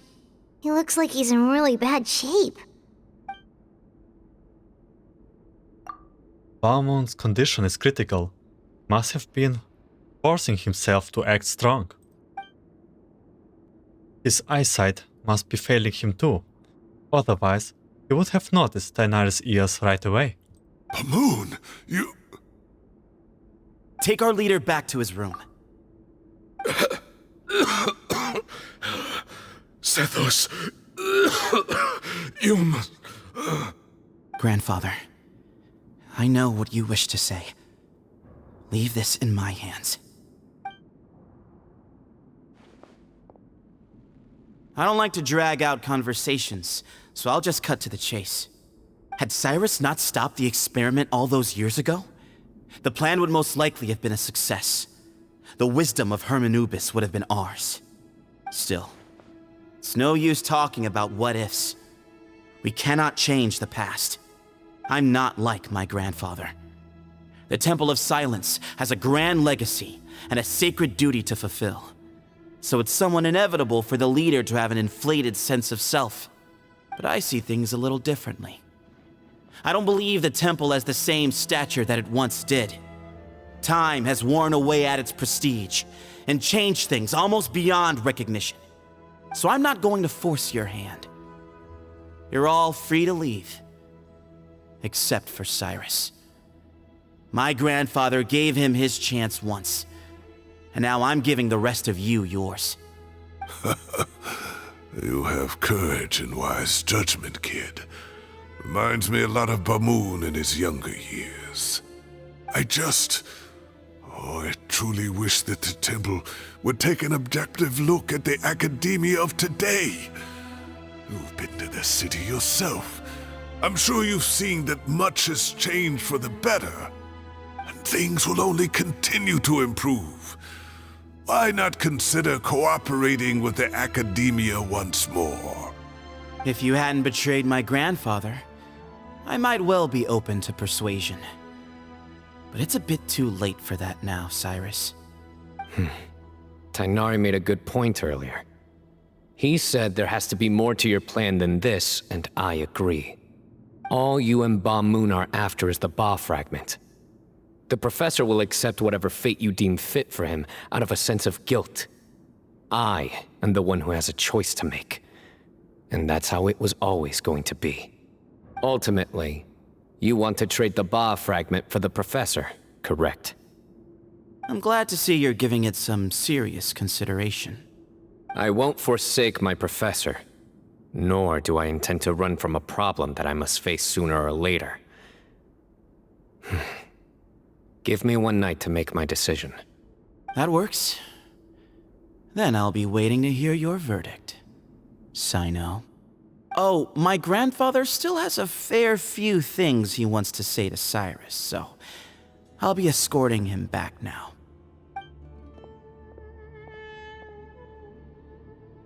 Are you sure about negotiating with him? I need to think this through. Everyone, let's meet again later tonight. Until then, take some time for yourself.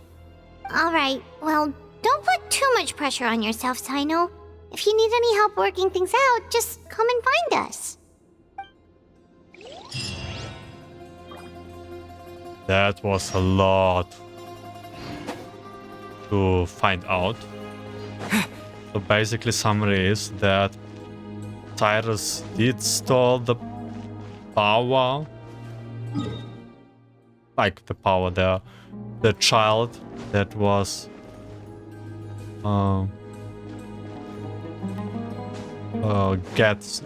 did get some powers from Hermanubis, and Well. No. The owner wants it back. Cannot interact with the NPCs here. Well, let's just wait until the nighttime then. Until the nighttime of 20.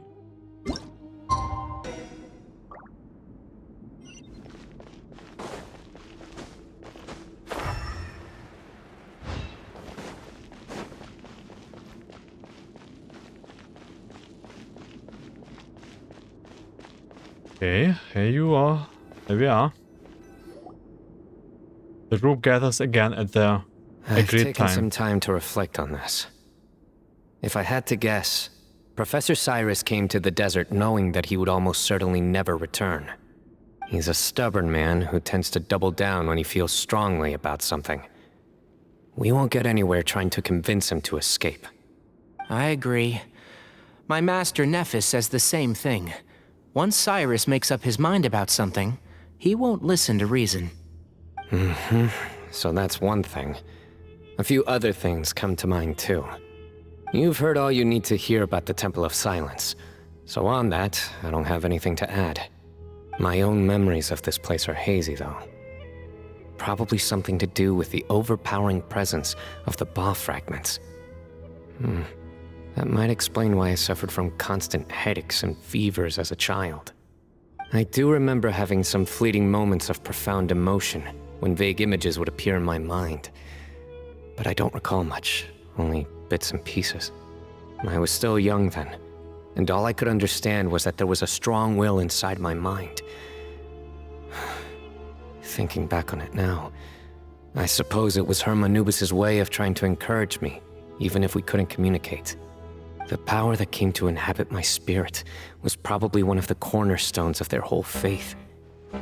So if the will and might of Hermanubis is a real, intangible thing, and they are its rightful worshippers, then...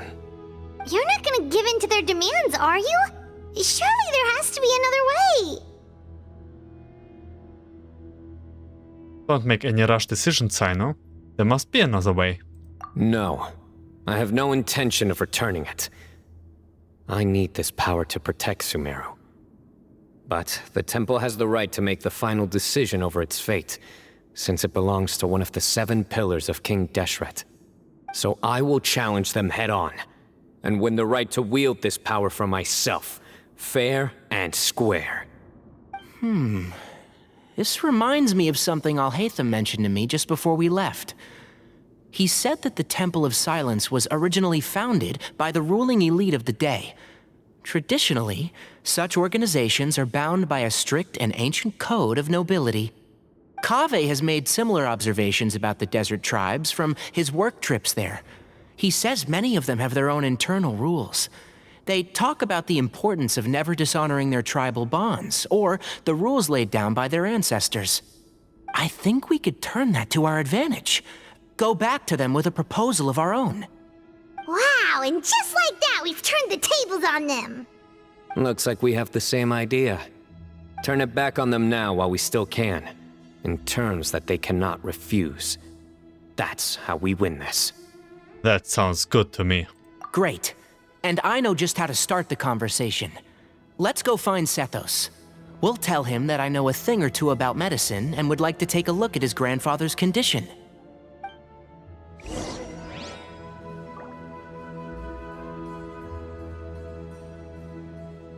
Hey, maybe there's some friendly solution that does not require any fighting.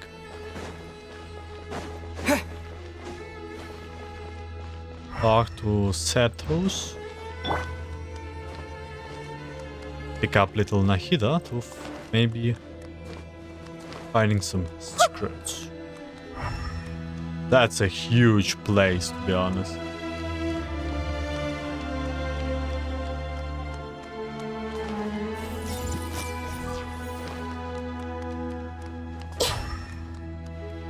Yes. Okay, don't start. Let us... Okay, you're not here. Sethos, let's talk. Have you made up your mind? We'll get to that, but first, I have some degree of medical training, so I was wondering if you might let me take a look at your grandfather? I have no objections, although we do have our own doctors here. I doubt you'll be able to tell us anything we don't already know. Only one way to find out. Follow me. Keep your voices down. We don't want to disturb him. Canary takes out his medical kit and performs a basic medical charge. Let's talk outside. Bamoon has fallen into a deep coma, and his prognosis is quite grave. I'm sure that your physicians have come to the same conclusion. He appears to have sustained a serious injury in his youth, which has been exacerbated over the years by the heavy burden of work and now by the effects of old age. Regretfully, I must inform you that, based on what I've seen with patients in a similar condition, he doesn't have long left. A few days at most. Yeah. I've known for a long time. You're his heir, aren't you? You clearly have a lot of respect for the man. But you also see things differently. You have a broader range of concerns and a more pragmatic approach. So tell me how we can end this on your terms. Let's find a way to bring all this to a resolution while Bamoon is still alive to see it. That's what really matters to you. I know it. Yeah, there's no time to waste here. You know that better than anyone. You know, the two of you are actually in a very similar predicament right now. Both of you have a very different perspective from the men who raised you. Right. And you didn't create this situation. They did, but somehow you've ended up having to make the tough decisions. You're right. We both look at this problem very differently than the people we inherited it from. I accept, Cyno. This all began because of Hermanubis, so let's end it with the rite he himself created. Legend has it that when Hermanubis first arrived in Tuletula, he sparred with the city's residents. He and his two companions proved their mettle by fighting over several days, winning the support of many fine people. That group of supporters were some of the first members of the Temple of Silence, and the sparring matches were enshrined as one of our founding rites, the Rite of Duels. It's where it all began. Sounds very fitting. I'm in. As a fellow vessel of Hermanubis, your ties to the Temple of Silence run deep. So I will permit you to participate in this rite, along with your chosen companions. 3 against 3. Sounds good. However, I have some additional terms. As the challengers, you must win all 3 of your fights to win. And Cyno, both of us must put our Ba fragment on the line. The winner takes them both. Letting Cyrus leave with one of the Ba fragments was a mistake, made by my grandfather out of pity. It is a long-standing issue that must be addressed for the Temple of Silence to move forward. I can make no concessions on that front. None needed. We're on the same page. If I win, the Temple of Silence must release Cyrus, and consider this past dispute resolved. If you win, I'll return my power to you. It's a deal. Then let's meet at the ceremonial hall tomorrow evening, 8 o'clock.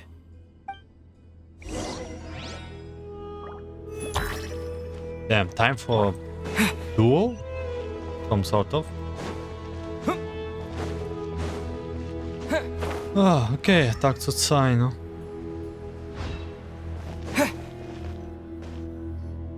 Well, after how that went, there's definitely no turning back now. There never was. Turning back hasn't been an option for me since the moment the professor slipped away to return to the desert. You have to win. You need this power, both as General Mahamatra and for yourself. Yeah, that's right. Besides, it stayed with you ever since you were a small child. Surely that's a sign it thinks of you as its rightful owner. Both as General Mahamatra And for myself. Yeah, when you put it that way, I've had to overcome a lot to tame this power and claim it for myself. Not everyone could have done that. Exactly! Let's not get sidetracked. We're gonna focus on winning. We will help you see this through. The Traveler and I will never lose. Yeah, we'll always win. And neither shall I. The desert was home to an ancient and great civilization that, for a variety of reasons, fell out with the civilization of the rainforest. It's just as Dia said. Prejudice has pushed people apart. But there must be personal factors at work here too. I can't shake the feeling that Bamoon cares for many more things than he lets on. And I don't think that Sethos is any kind of villain. He's just doing what he thinks is best. Tomorrow, everything will be resolved.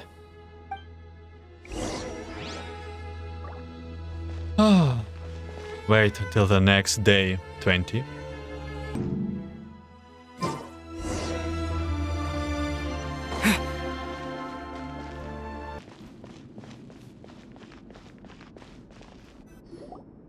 We gather on this day to perform once more the Rite of Duels, with the greatest of all sages, Lord Hermanubis, as our witness, for his power and authority is present in our midst. This is our most sacred of ceremonies, and no disruption from the audience shall be tolerated. It is incumbent upon all to observe the duel with the utmost respect and reverence throughout the proceedings. Representing the Temple of Silence, the Defenders.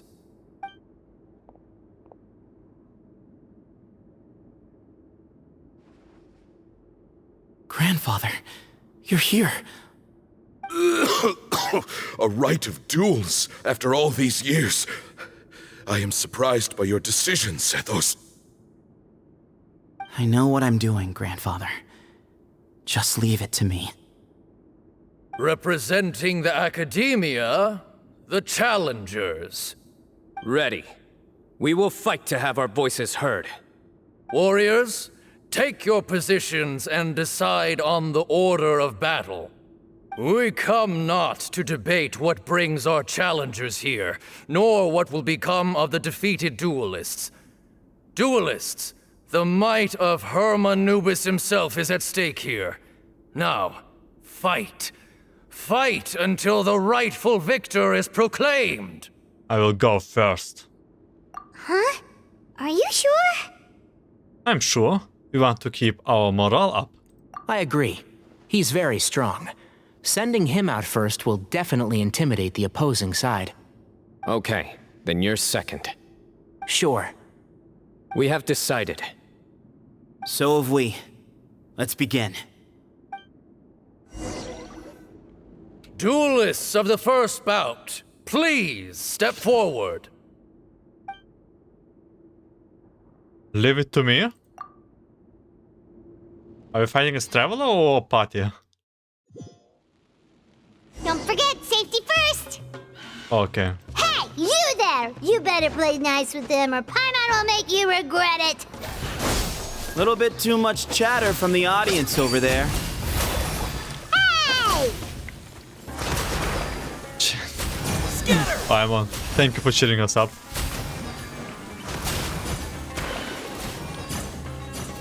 But I think I got it. Easy peasy. A swift end to the first bout. I now invite the duelists of the second bout to please step forward. When you're both ready, you may begin. Let's begin. Hey, Tainari. Watch out! Go, Tainari, go! He drank plenty of water before the bout, so he should be fine.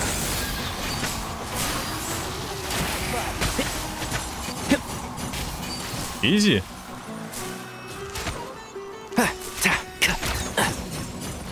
And Shroud!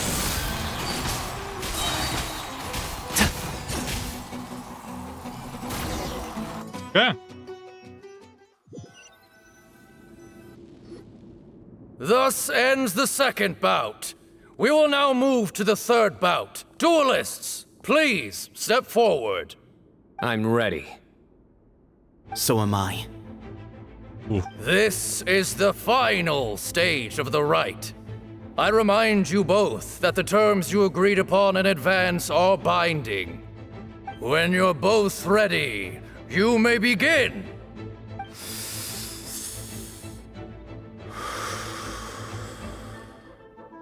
I am Sethos, vessel of Hermanubis, grandson of Bamoon, the leader of the Temple of Silence. For many years, we have kept our covenant with Lord Hermanubis by guarding the secrets of King Deshret. And even in our darkest hour, when we could not see a way forward, we chose not to abandon hope, but to embark on a brave new experiment so that we might prevail. We earnestly sought Lord Hermanubis' wisdom and power, longing to see his spirit and his light descend upon us. Now, I will fight to become the rightful wielder of that power! I am Cyno, General Mahamatra of the Academia, student and successor of Cyrus, the Sage of Spantamad. I fight in defense of my power, my professor, and my nation. And you. I think you left some things unsaid. This is a sacred duel, and Hermanubis is watching. So bare your soul. Everyone, old and young, fit and frail, they're all waiting to see how this duel will end. My grandfather is a wise leader. He is also known to be a ruler who is not afraid to get blood on his hands. I understand his beliefs well, and I know what he expects of me. But our faith has held us back for too long. After I grew up, I went to the rainforest once, and I saw for myself the people of the city. Times have changed. The people of Sumeru are happier and more free now than in the past. I thought about this as I stood at one of the tallest points in the city, gazing down at the streets below. Then I thought of you, Cyno. You and I both wield the same power, yet the lives we lead could not be more different. Each Ba fragment of Hermanubis stands for something different. Might, glory, or one of many other secrets that have yet to be revealed. I once thought that the nature of our fragments must be what makes us so different from one another. But maybe it's that you've found your answer, and I am still searching for mine. I am more than just a warrior. I am my own person. Exactly. The name Hermanubis has left its mark on both of us, shaped the course of our lives. We are his vessels, and yet we are more besides. So show me your answer, Cyno.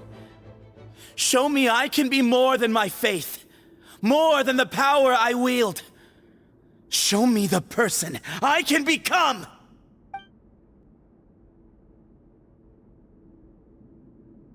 Bring it on!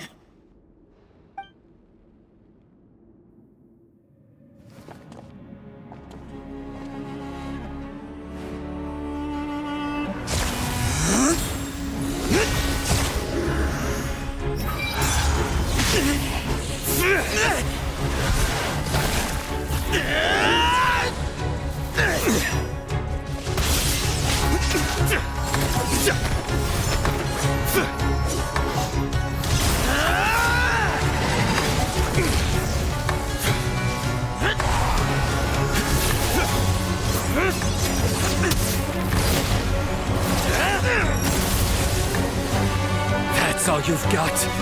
What happened to searching for your answer?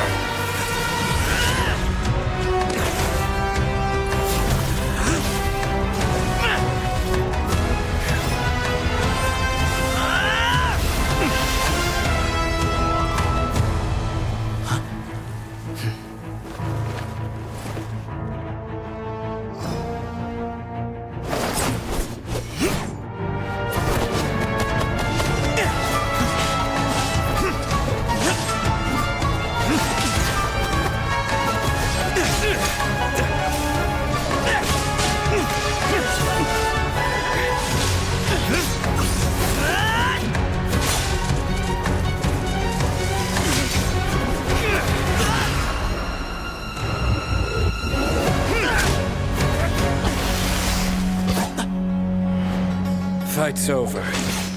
Do you yield? You won. Well then, looks like you found your answer. Not that easy, right?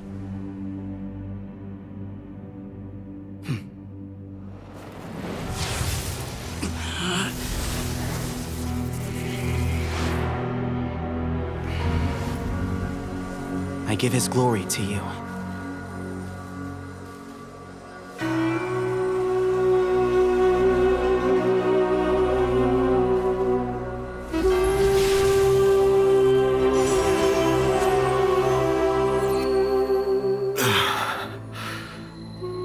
I've seen that light. That is the light of our Lord, the great Hermanubis, priest over all other priests. His spirit dwells within that lightning, and his will lives on. Once a warrior of Tynar, he emerged from the barren desert sands to serve the god king Al-Ahmar. After the death of the god king, Hermanubis gathered his followers and the Tynarian priests and led them to the city of Tule-Tula. There, they founded the Temple of Silence, and from that day forth, we became stewards of all knowledge that survived from King Deshret's civilization. Barely a century passed before war ravaged the desert. One by one, Eremite leaders took up arms against each other in battles that would devour what little remained of their civilization. Only the wise city of Tule-Tula was spared under the guiding hand of the Tynarians. But peace did not last. Coveting the knowledge of King Deshret, the beasts set their eyes on Tule-Tula. The king of Gurabad laid siege to the city and ordered the sages to surrender to him the Temple of Silence as proof of his victory. The ruling elite colluded with their oppressors, betraying the temple so as to hold on to their rule over the city. They declared that the knowledge guarded by the temple was the true cause of corruption. These were dark days, and we faced enemies on all sides. Our Lord had long since exhausted his strength, keeping the forbidden knowledge introduced by King Deshret at bay. To ensure the temple's continued survival, he broke his being into many pieces and began the ceremony of Hermanubis' legacy, bestowing his power upon his mortal followers.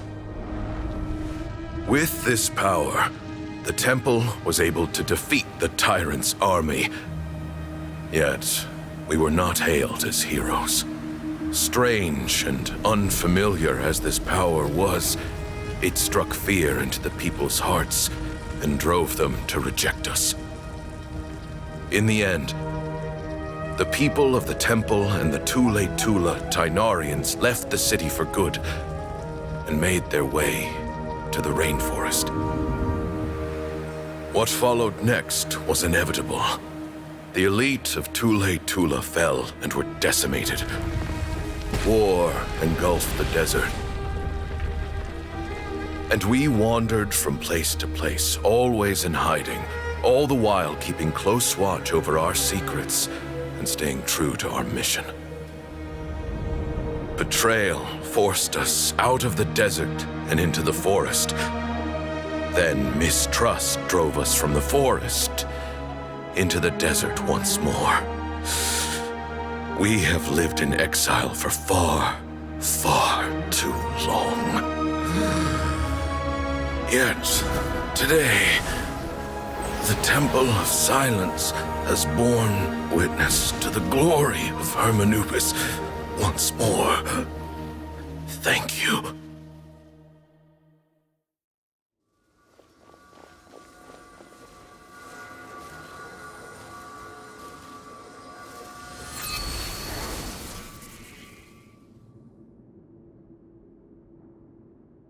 is it?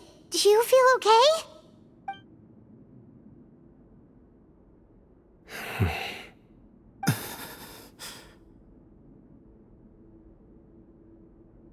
Oh.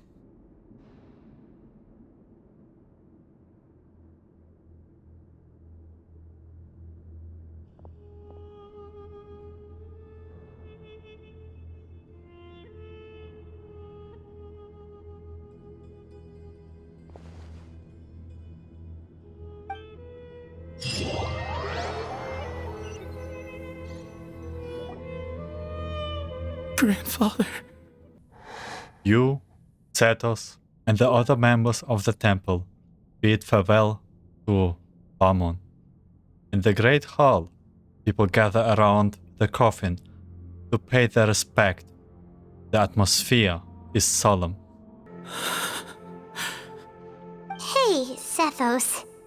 You'll get through this. I know. I'll miss him. So sorry for your loss. I guess you were prepared for this. It's been a long time coming, huh? Yeah, he's been on death's door for a very long time now. I think it was only through sheer willpower that he managed to hold on to this point. At least, he was able to see this chapter come to a close before he passed. What's next for you? Per my grandfather's last wishes, the Temple of Silence should submit to whoever possesses the largest number of Hermanupis fragments. That entitles you to be our new leader, Cyno. But that's never going to work, as I'm sure you realize. I'm the General Mahamatra. I am needed back at the Academia. I did foresee this possibility, and I gave it some thought. The fact is, I know next to nothing about the staff, records, and environment here. As such, I am ill-suited to be your leader. Sethos, I believe the honor should go to you. Were it not for this duel, or indeed if you had other intentions, the Ba fragments would most likely be in your hands by now. I'm sure Bamun never meant for anyone but you to be his successor. You really think so? I do. Still, I didn't think Bamun looked very surprised by the final result. Perhaps he had an inkling that this would be the way things end. Well, in any case, since the Ba fragments are with me now, I guess I can call the shots. Sethos, I would like you to succeed Bamun as the new leader of the Temple of Silence. You are more suited to the role than I, and I have complete faith that you will be an excellent leader. Just think of it as doing me a favor. But doesn't that render everything that we've been through up to now meaningless? No, it doesn't. This experience has allowed us to become friends, which means that the Academia and the Temple of Silence will become partners once more. That's a much bigger deal than you might think, Sethos. You said yourself, times have changed. You have to believe that things can change for the better here at the temple too. I will try. To be honest, I couldn't have asked for a better outcome. Actually, part of me wonders whether Bamun's intentions from the very beginning was just to create enough pressure to force us towards a duel. That way, no matter who won, one of us would have to surrender our Ba fragment, and the power of Hermanubis would be concentrated in one single person. Had you won, the Temple of Silence would have doubled its strength. And were I to win, he correctly anticipated that I wouldn't suddenly drop everything to become the leader of the temple, much less integrate the temple into the Academia by force. He knew that the temple's future would depend not just on the guidance of Hermanubis, but the support of the Academia too. So he made it his responsibility to ensure his successor would be free from the burdens of the past. Oh, what a madman. His plan meant that whoever ended up succeeding him, they would have an easier time interacting with the Academia. With one single letter, he lured out the professor. No matter what happened after that, It would result in a net benefit to the temple. And here I thought the General Mahamatra wouldn't care for all these trivial details. You're absolutely right. Grandfather and I considered this from every angle. We had to find a way to mend our relationship with the academia. In that sense, the Rite of Duels was just a means to an end. Thank you for everything, Cyno. As a gesture of our gratitude, to those that you and Lesser Lord Kusanali deem worthy, I will grant the honor of access to the Temple of Silence for their pursuit of knowledge. The Temple of Silence has a wealth of information on King Deshret's civilization, more than any other organization in existence today. In times when you need information that only we can provide, we will be here to support you. But you must be exceedingly careful with your selection of candidates, lest you lead humanity to repeat the same mistakes. By the way, Tainari, my grandfather was so happy to see you. You are a descendant of the Veluca Shuna, and we are the heirs to the will of Hermanubis. The story goes that King Deshret chose the sage Hermanubis from among the Tainarians and appointed him as his familiar. He went on to fight many valiant battles with his Tainarian companions. They always stood by each other, from the founding of the Temple of Silence to the fall of Tuletula. The Tainarians who left Tuletula joined their human counterparts in the rainforest. A few centuries later, when some of the group returned to the desert, many of the Tainarians chose to stay and put down roots in the rainforest. In all likelihood, those were your ancestors. How fascinating. My father once mentioned that I was named after the Tainarians, but I never knew that my forebears had such a history with the Temple of Silence. I like this story. By the way, has anyone seen Cyrus? Yes, Cyrus. You'll probably find him in my grandfather's room. He wouldn't show it in front of me, but I think he still has many fond memories of my grandfather. If it's true that you and your grandfather really planned for everything to turn out this way, then I guess he didn't really resent Cyrus as much as he appeared to.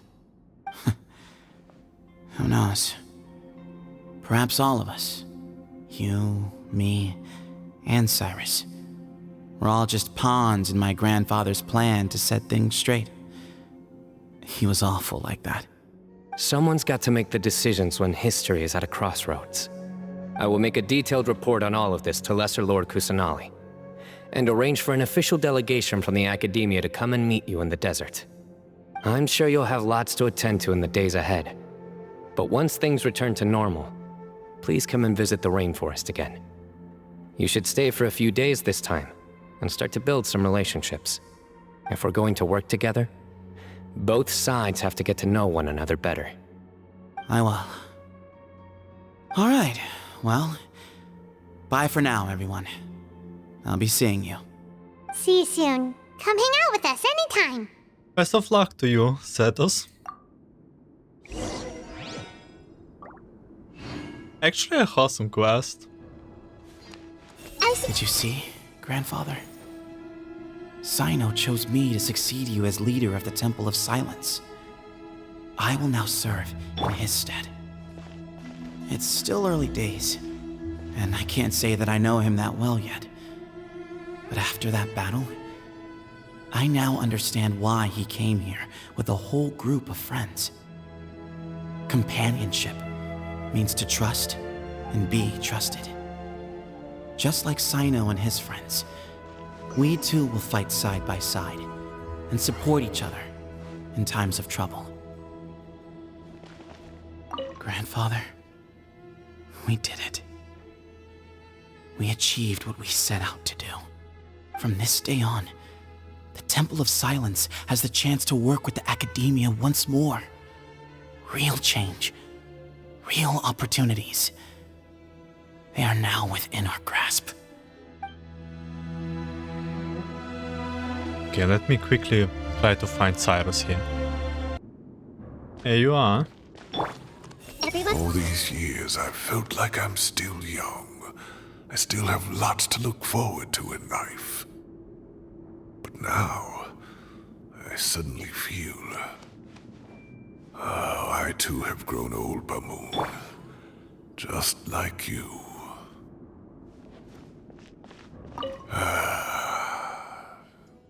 The people of the desert are stubborn folk, fiercely loyal to their heritage. Even if it means suffering years of hardship and pain. Oh, you said this yourself. But why did you feel the need to go this far? You never were the fearsome leader you made yourself out to be, Bamoon. Being stubborn and unyielding is bound to send you to an early grave.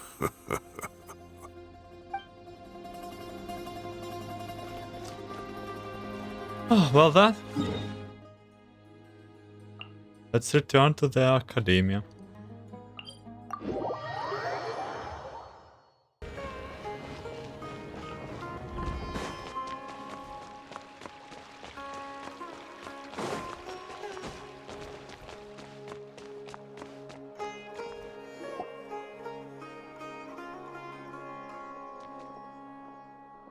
What were you thinking gallivanting off into the desert alone at your age? What if you take the bucket, You told not a soul what you were up to, designated nobody to handle your affairs, and left everyone scrambling frantically to try and figure out how on earth to clean up the colossal mess you'd made. Oh, please, will you stop your yelling? What other choice did I have? What do you mean, what other choice?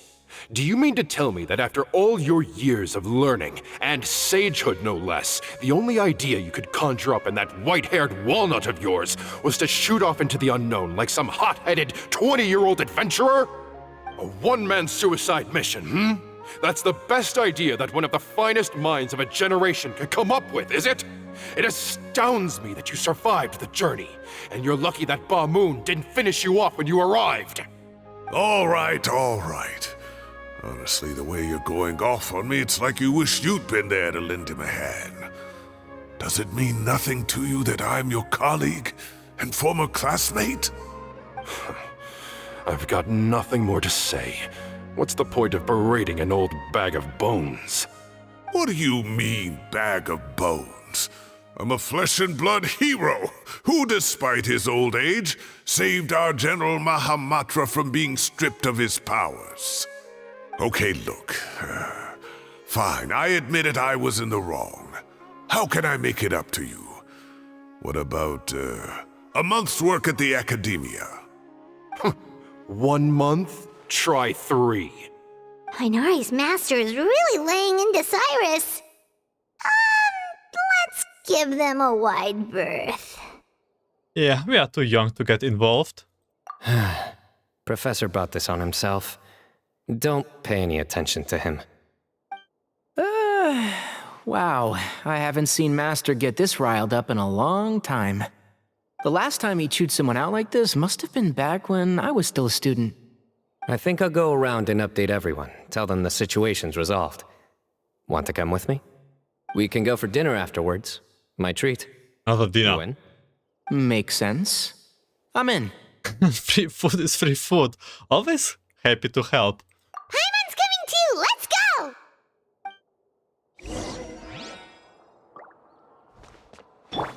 Okay, what do you think? I should have asked him to come help out at work much earlier. That would have kept him out of trouble and avoided this whole debacle. Nevis thinks he's getting a single day of free labor from me. He's got another thing coming. You'd better start packing your things. Report for work first thing tomorrow morning. I'll be waiting for you. What about my allowance? Oh, and his lunch covered. How about dinner? Don't push your luck. Let's not forget who is compensating whom here. Hey, man's gotta eat. Help me figure out something for lunch at least. I'm counting on you.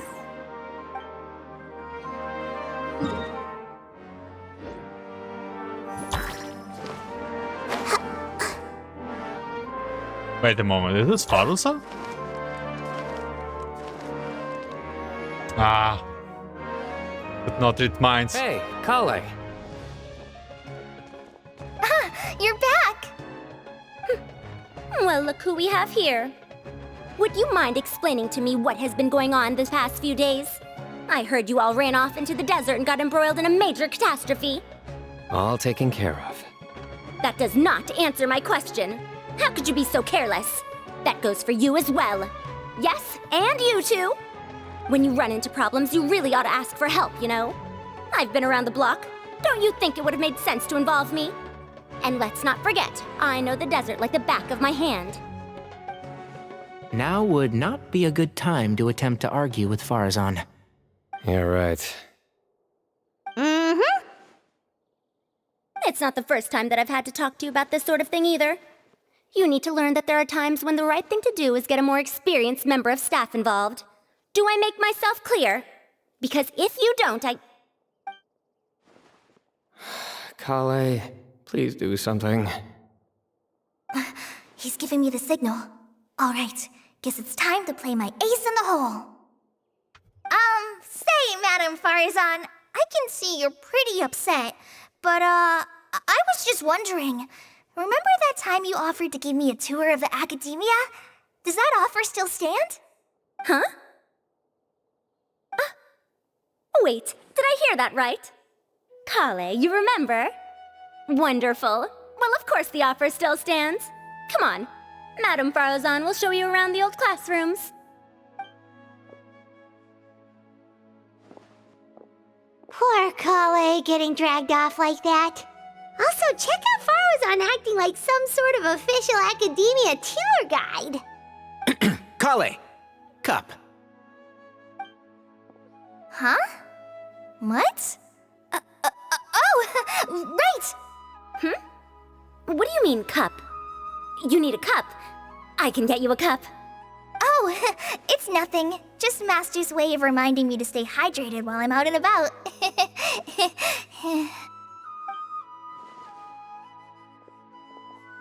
It's code for let's reconvene at the cafe. Tainari and I used it while we were in school, and it's become something of a family tradition now. Oh, that's kind of fun. Mm-hmm. 2 people left. Let's bring them along too.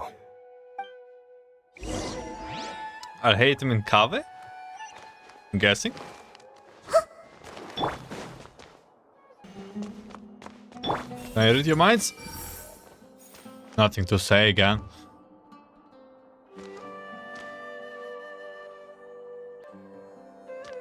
Everyone hold hands. Ah, never mind. Am I hallucinating?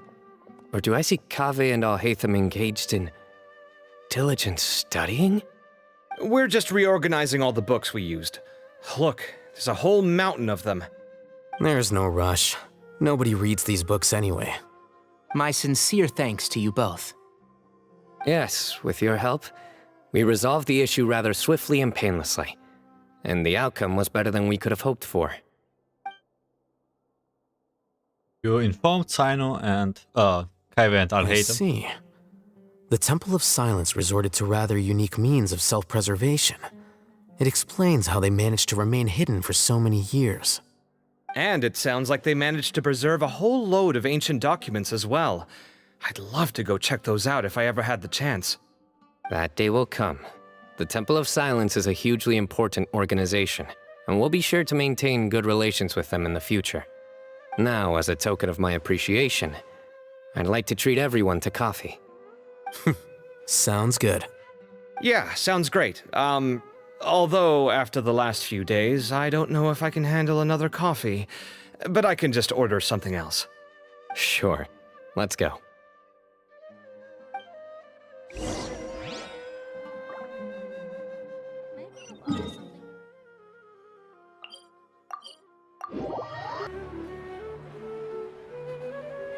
Yeah, time to have a nice dinner with all the friends. I even brought Candace and Dea with.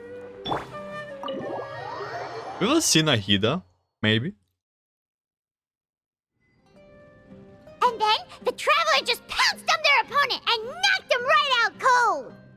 Then there was Tainari. He put up an amazing fight too. We ended up winning all 3 bouts. Whoa! Part of me wishes I'd been there to see it, but I'd have been biting my nails off worrying about you guys. A truly edifying account of the events. Bereft of detail, but it has livened up the room all the same. Hey, Paimon included all the juicy details. The Traveler just pounced and then waved their sword like this, then spun around and blocked. Despite winning 3 bouts in a row, you still ceded the position of leader to him. That's very dignified of you, Cyno. Of course. Being dignified comes with being a true champion. I got to be a champion too for once. I've not sparred much with desert folk before. It was a pretty unique experience. The venue was pretty impressive too. A very ceremonial affair. Yeah, huge place! It felt like something right out of an epic poem! Imagine this. It was like there was... Maybe save that one for later, Paimon. Dessert's here. Everyone enjoyed each other's company and the general Mahamatra's generosity. The shockwave left by the Temple of Silence gradually fades away. I think that'll do me for today. Shall we stop off at the House of Dana again before heading home? We should probably finish putting all those books back. My thoughts exactly. See you around. Bye-bye. I should get going as well. See you all later. Make sure you get some good rest tonight. Bye, Kawe. I need to go say thanks to the Core 30 for their help. Also, Sir Nephis says he wanted to introduce me to some of the Academia's work processes. So, I gotta dash too. Kale's come a long way. She's much more confident at dealing with other people these days. Everyone's a work in progress. You never stop learning. Yeah, true.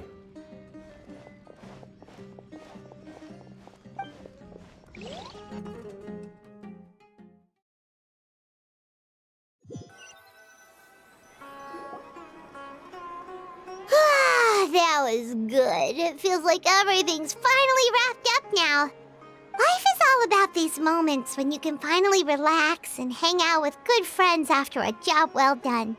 And also, those desserts Cyno got, they were really good. Paimon definitely needs more of those in the future. Then, let's come back again sometimes. Do you 3 have anything planned for the rest of the day? If not, would you come somewhere with me? Sure, where are we going? That's a secret for now. Wouldn't want to spoil the surprise. Don't tell me it's TCG. I think I can guess what you're talking about. It'll definitely be a nice surprise. Well, now Paimon's curious. Come on, let's go.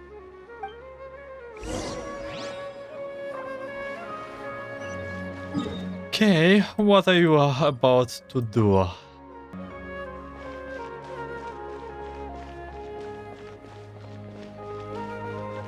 Why here?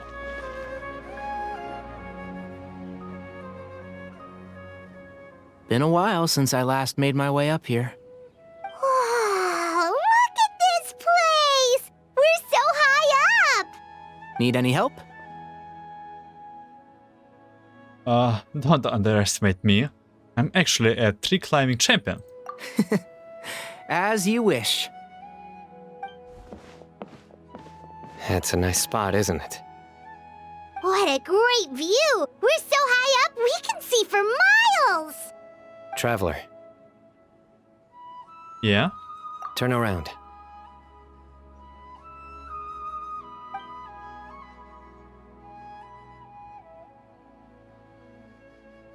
It's beautiful. This is my secret base. Somewhere I only bring my best friends. When I was a student, I used to slip away and climb up here all the time, just to clear my head. I was quite young then, and hadn't made too many friends yet.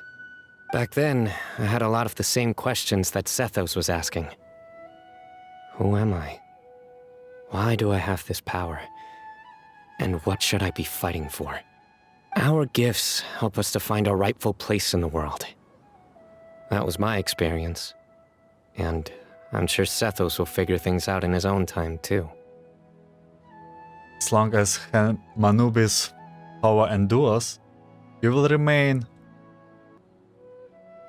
inextricably linked to the Temple of Silence. You two really are like brothers. I feel the same way. You're one tough cookie, Cyno. You are a true champion now. Of course. I see no need to be humble when it comes to the facts. I still remember one time when we came up here to chat and do our homework. Cyno accidentally dropped a fruit. Luckily, he has fast reflexes, so he caught it just in time. That was the one and only time. Nothing will ever slip through my fingers again. Those were good times. I kinda miss the student life. You know, Paimon really shouldn't be able to imagine Cyno doing something like that, but for some strange reason, the mental image is coming through clear as day. Then make it stop. There's somebody there. It's Professor Cyrus. You guys carry on without me. I'll be right back. Okay. Huh? Hey, you're not supposed to jump down! Be careful!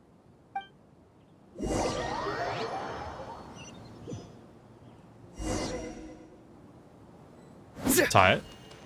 Oh. Okay. Oh my days. I can't believe how stupid I look in this one. Professor, what are you muttering to yourself about? Cyno. Just the man I'm looking for. Guess what I found in some old notebooks? Some old photos? Can you believe it? This notebook was just sitting in a pile of odds and ends in the sage's office. I must have forgotten to take it with me, and no one's touched it since. It was still right there. I was at the Academia earlier to discuss my workload with Nephis. I swung by the old office to have a look around and just happened to cross it. Well, time flies. Look how tiny you are in this picture. Still a kid. You look quite young yourself in that one. Ah, it's this one. I remember that. Lisa took it, didn't she? Yep. Looks like her work, all right. Who else could have found just the right angle to make me look so unbelievably hideous? And this one. Looks like we're both dozing off. Oh, cheeky girl. Taking secret photos of us without our knowledge. Is there something you'd like to say to me, Professor? Like what? Like, these are good photos, aren't they? Hey, at moments like this, I hardly know where to begin. I can't pretend I'm a good person. Bamoon had every reason to despise me. And well, so do you if you feel the same way. Don't be ridiculous, you old codger.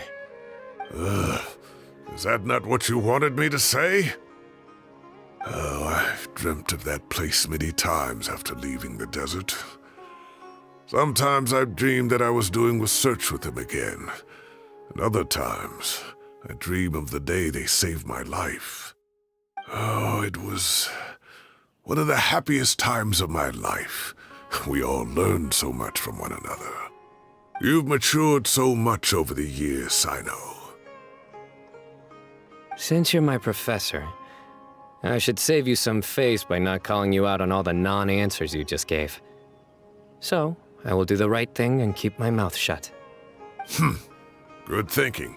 Take your own advice next time. Seriously, why bully an old man like me? I thought heroes were supposed to be gracious. Hey, wait, how did I not notice this one earlier? Lisa strikes again. Just how many did she take? Look how cute you were when you were little. I remember how well-mannered you were back then, too. Yeah, and look how serious and professional you used to be. Oh, I can't compete with you anymore. First you get better than me at the deadpan jokes, and now you're besting me at those little quips, too. Don't say that.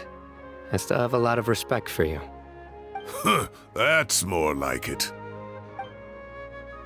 Hey, what would you say to meeting up with Lisa again sometime?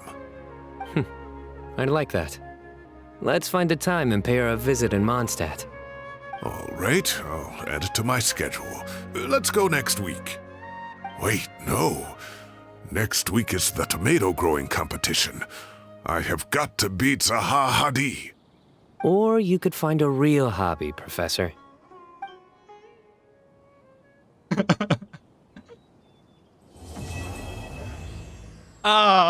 Such a... It's really cool quest. Yeah.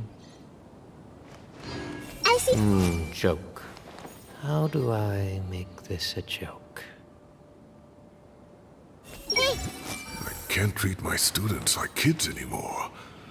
I have to admit, Cyno has matured far beyond my expectations. From now on, I'll just enjoy life as a retired sage. The future is safe in the hands of the younger generation. Great view today. This atmosphere calls for a joke out of left field, to catch the listener unawares.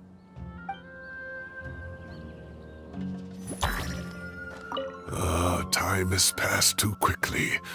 The children have all grown up. But it turns out grown-up kids are no use. When Nephis comes after me, Cyno still can't do anything to protect me. Oh, that boy. Well, I think that's it for this part. I'm happy for being back in Sumeru. We are right now on the edge of Northland, and I'm quite excited to be there in 10 days from now on. Well, thank you for watching, listening. Wish you a good day, night, afternoon, and see you in some other Genshin story.